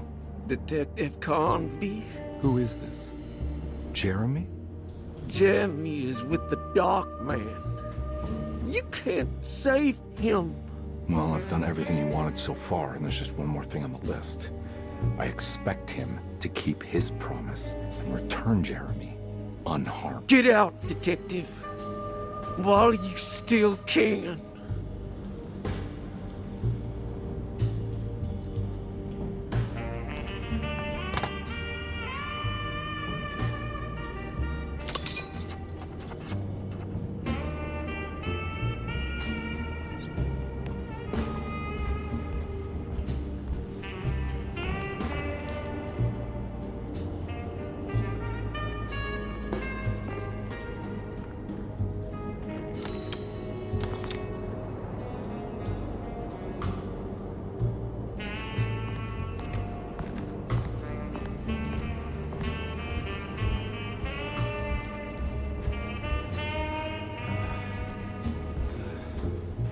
I've been so busy trying to free your uncle from the promise he made to the Dark Man. I guess I kind of just let everything else go.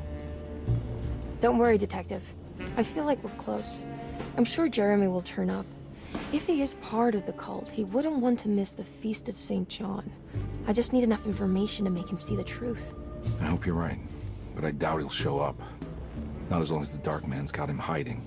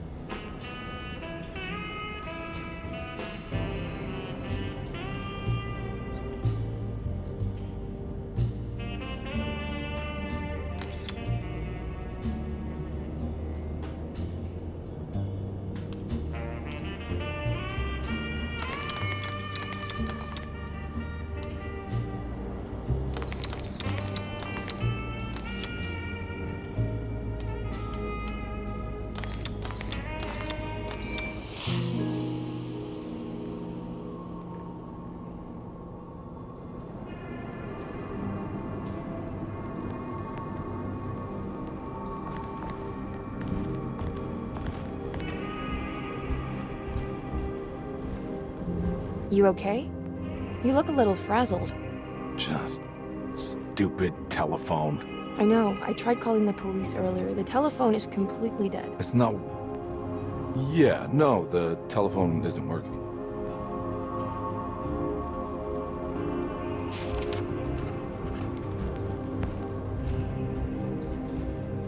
Miss Hartwood, I think you're gonna want to see this. Is there something in the closet? Yeah, there is. You don't see the very obvious gate leading to whatever Jeremy's madness is serving up next? I don't understand. Are you making some kind of fashion metaphor? I'm sorry, I don't have time for this. Can you just tell me what you're doing? You don't see this. It's fine. It's fine. Catch you later. Are you going inside the closet? Yeah. You got a problem with that? No. Do what you think is right, Detective. Sorry, I didn't mean to. Goodbye, Miss Hartwood.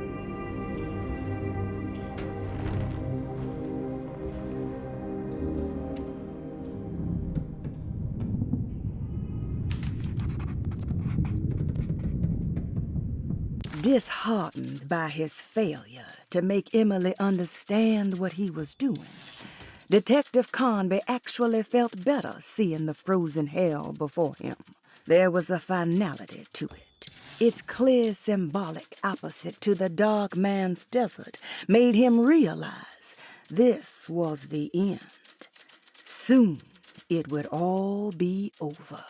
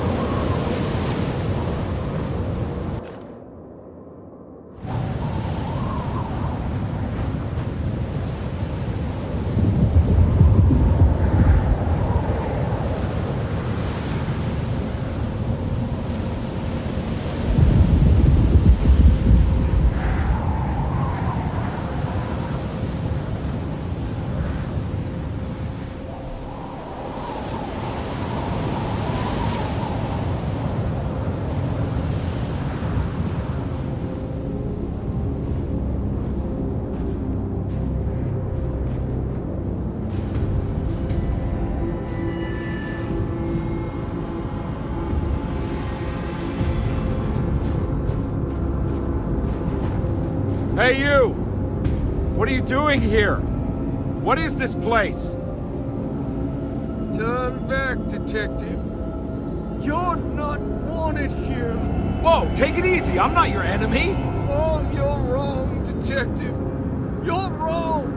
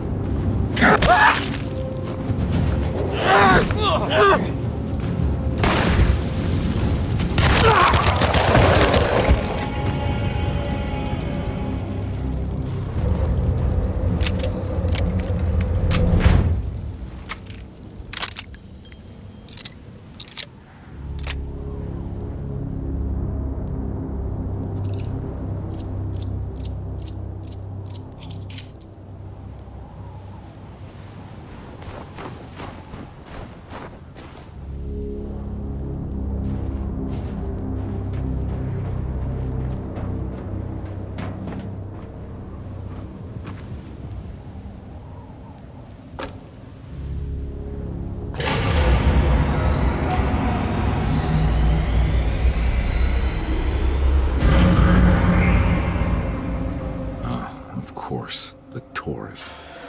I figured you wouldn't want your stars aligned, Jeremy, or maybe that is what you need to temper that mania of yours.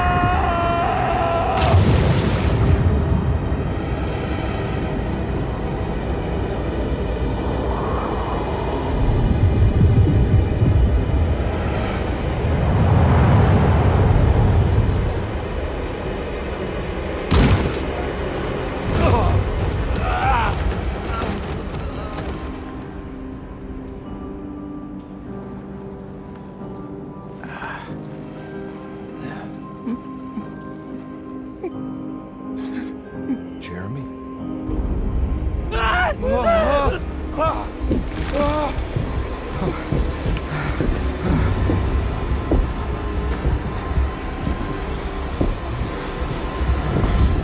did everything! Aren't you happy? Stupid charlatan! What more do you want from me? You want me to lose my mind? Oh, my lord! Doctor! Baptiste! Quick! Jesus. What were you thinking, compadre?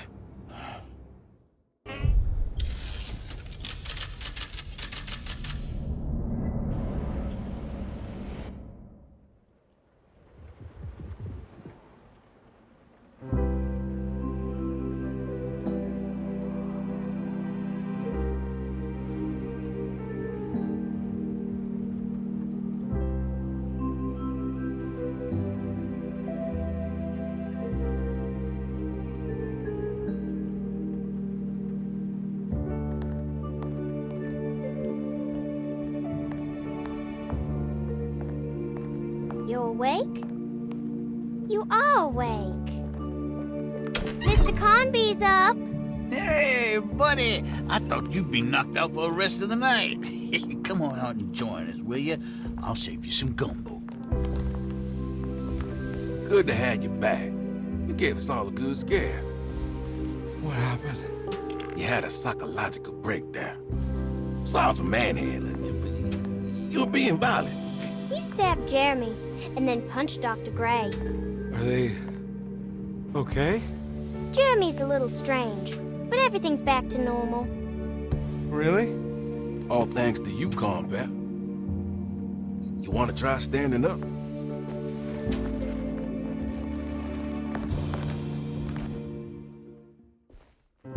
Well, if it isn't the hero of the day. How are you feeling, Detective? Never better. How about you two? Hey, Jeremy, I didn't do too much damage, did I? Things are fine. Very quiet. What's up with him? Painkillers? No. You see, despite you having the finesse of a one-eyed butcher, you managed to lobotomize dear Jeremy.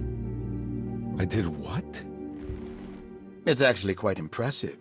It's not like I hadn't considered it myself. I just wish Jeremy could have been helped without reducing his personality to that of an oyster. But he's gonna live. Of course. As long as someone keeps feeding him, he'll outlive the best of us.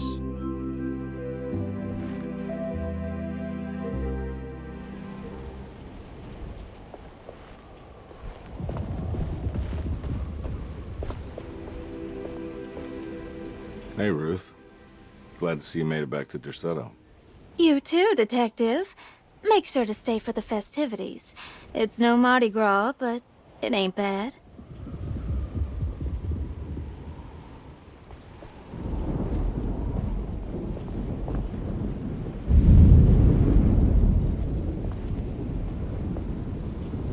Good to see you back on your feet, Detective.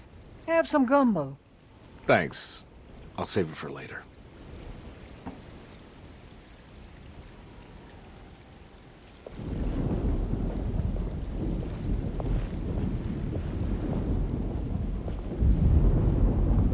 What are you looking for?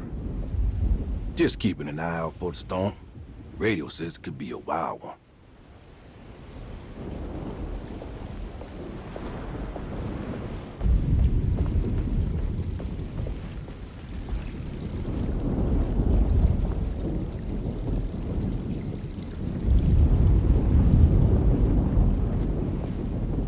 All right, tell me, what the hell's about to happen here? Every year we have a little turn-the-page ceremony by the tree. It's symbolical. It's like life has its cycles of grief and happiness. You know? Just like a tree facing the seasons.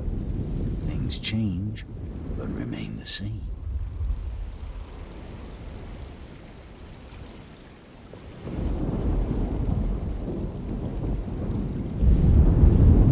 That is one impressive tree. more impressive than you could ever imagine.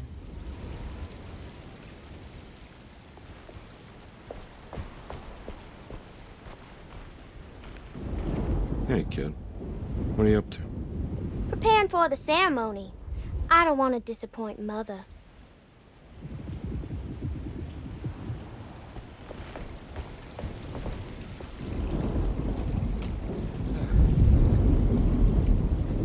Everyone knows what to do? Y'all know the new words.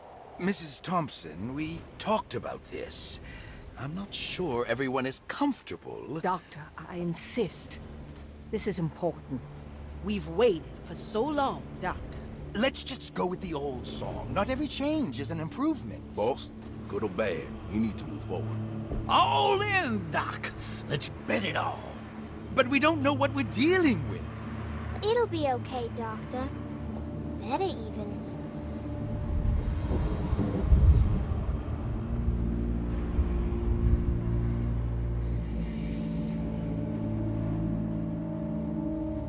Ever there praises in abundance to the black goat of the woods. Hear us, Mother. Take pity on us. Take pity on us.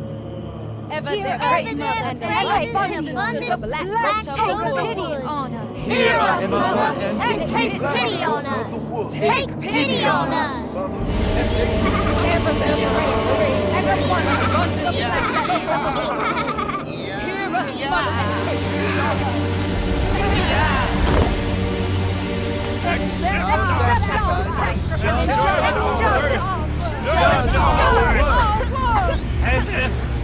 Stop! Are you crazy? This here's what needs to happen, Coffin. Grace! Stop! Stop!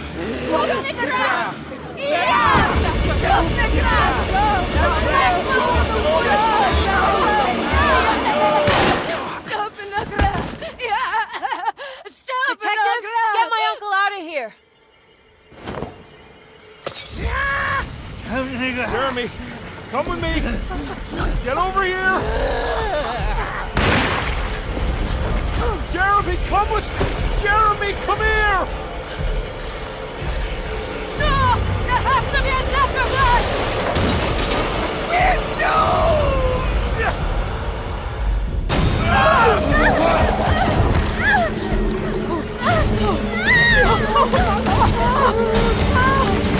Jeremy!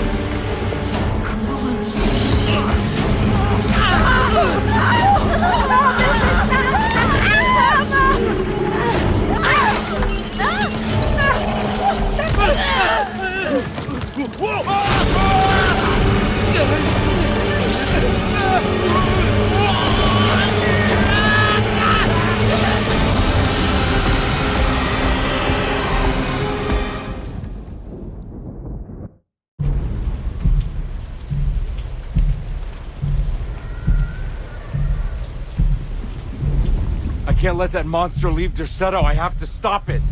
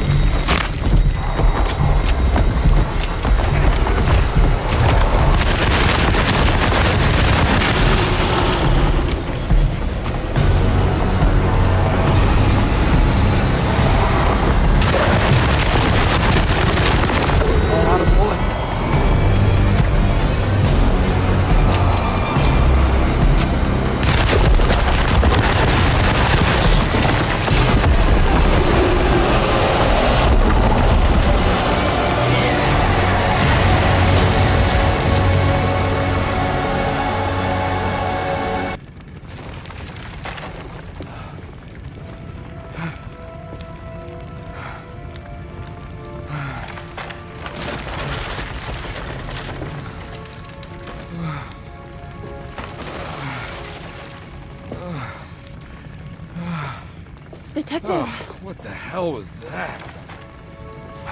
I tried to tell you. There was so much evidence. Their devotion to the Black Goat was like nothing I've ever seen before. I felt so dumb believing any of it, but I'm glad I did. Are you okay? Everything is out of order. This isn't the way the story goes. I shouldn't be alive. Yeah. Well, you're welcome, buddy.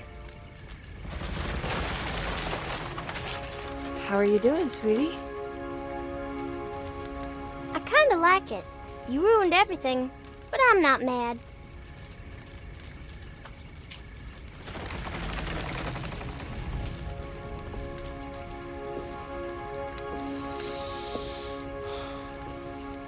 All right, you ready to head back to New Orleans? Come on, Jeremy. We're leaving. Can I come? I thought you said you didn't need saving. Don't leave her. She's important. Of course we're taking her with us.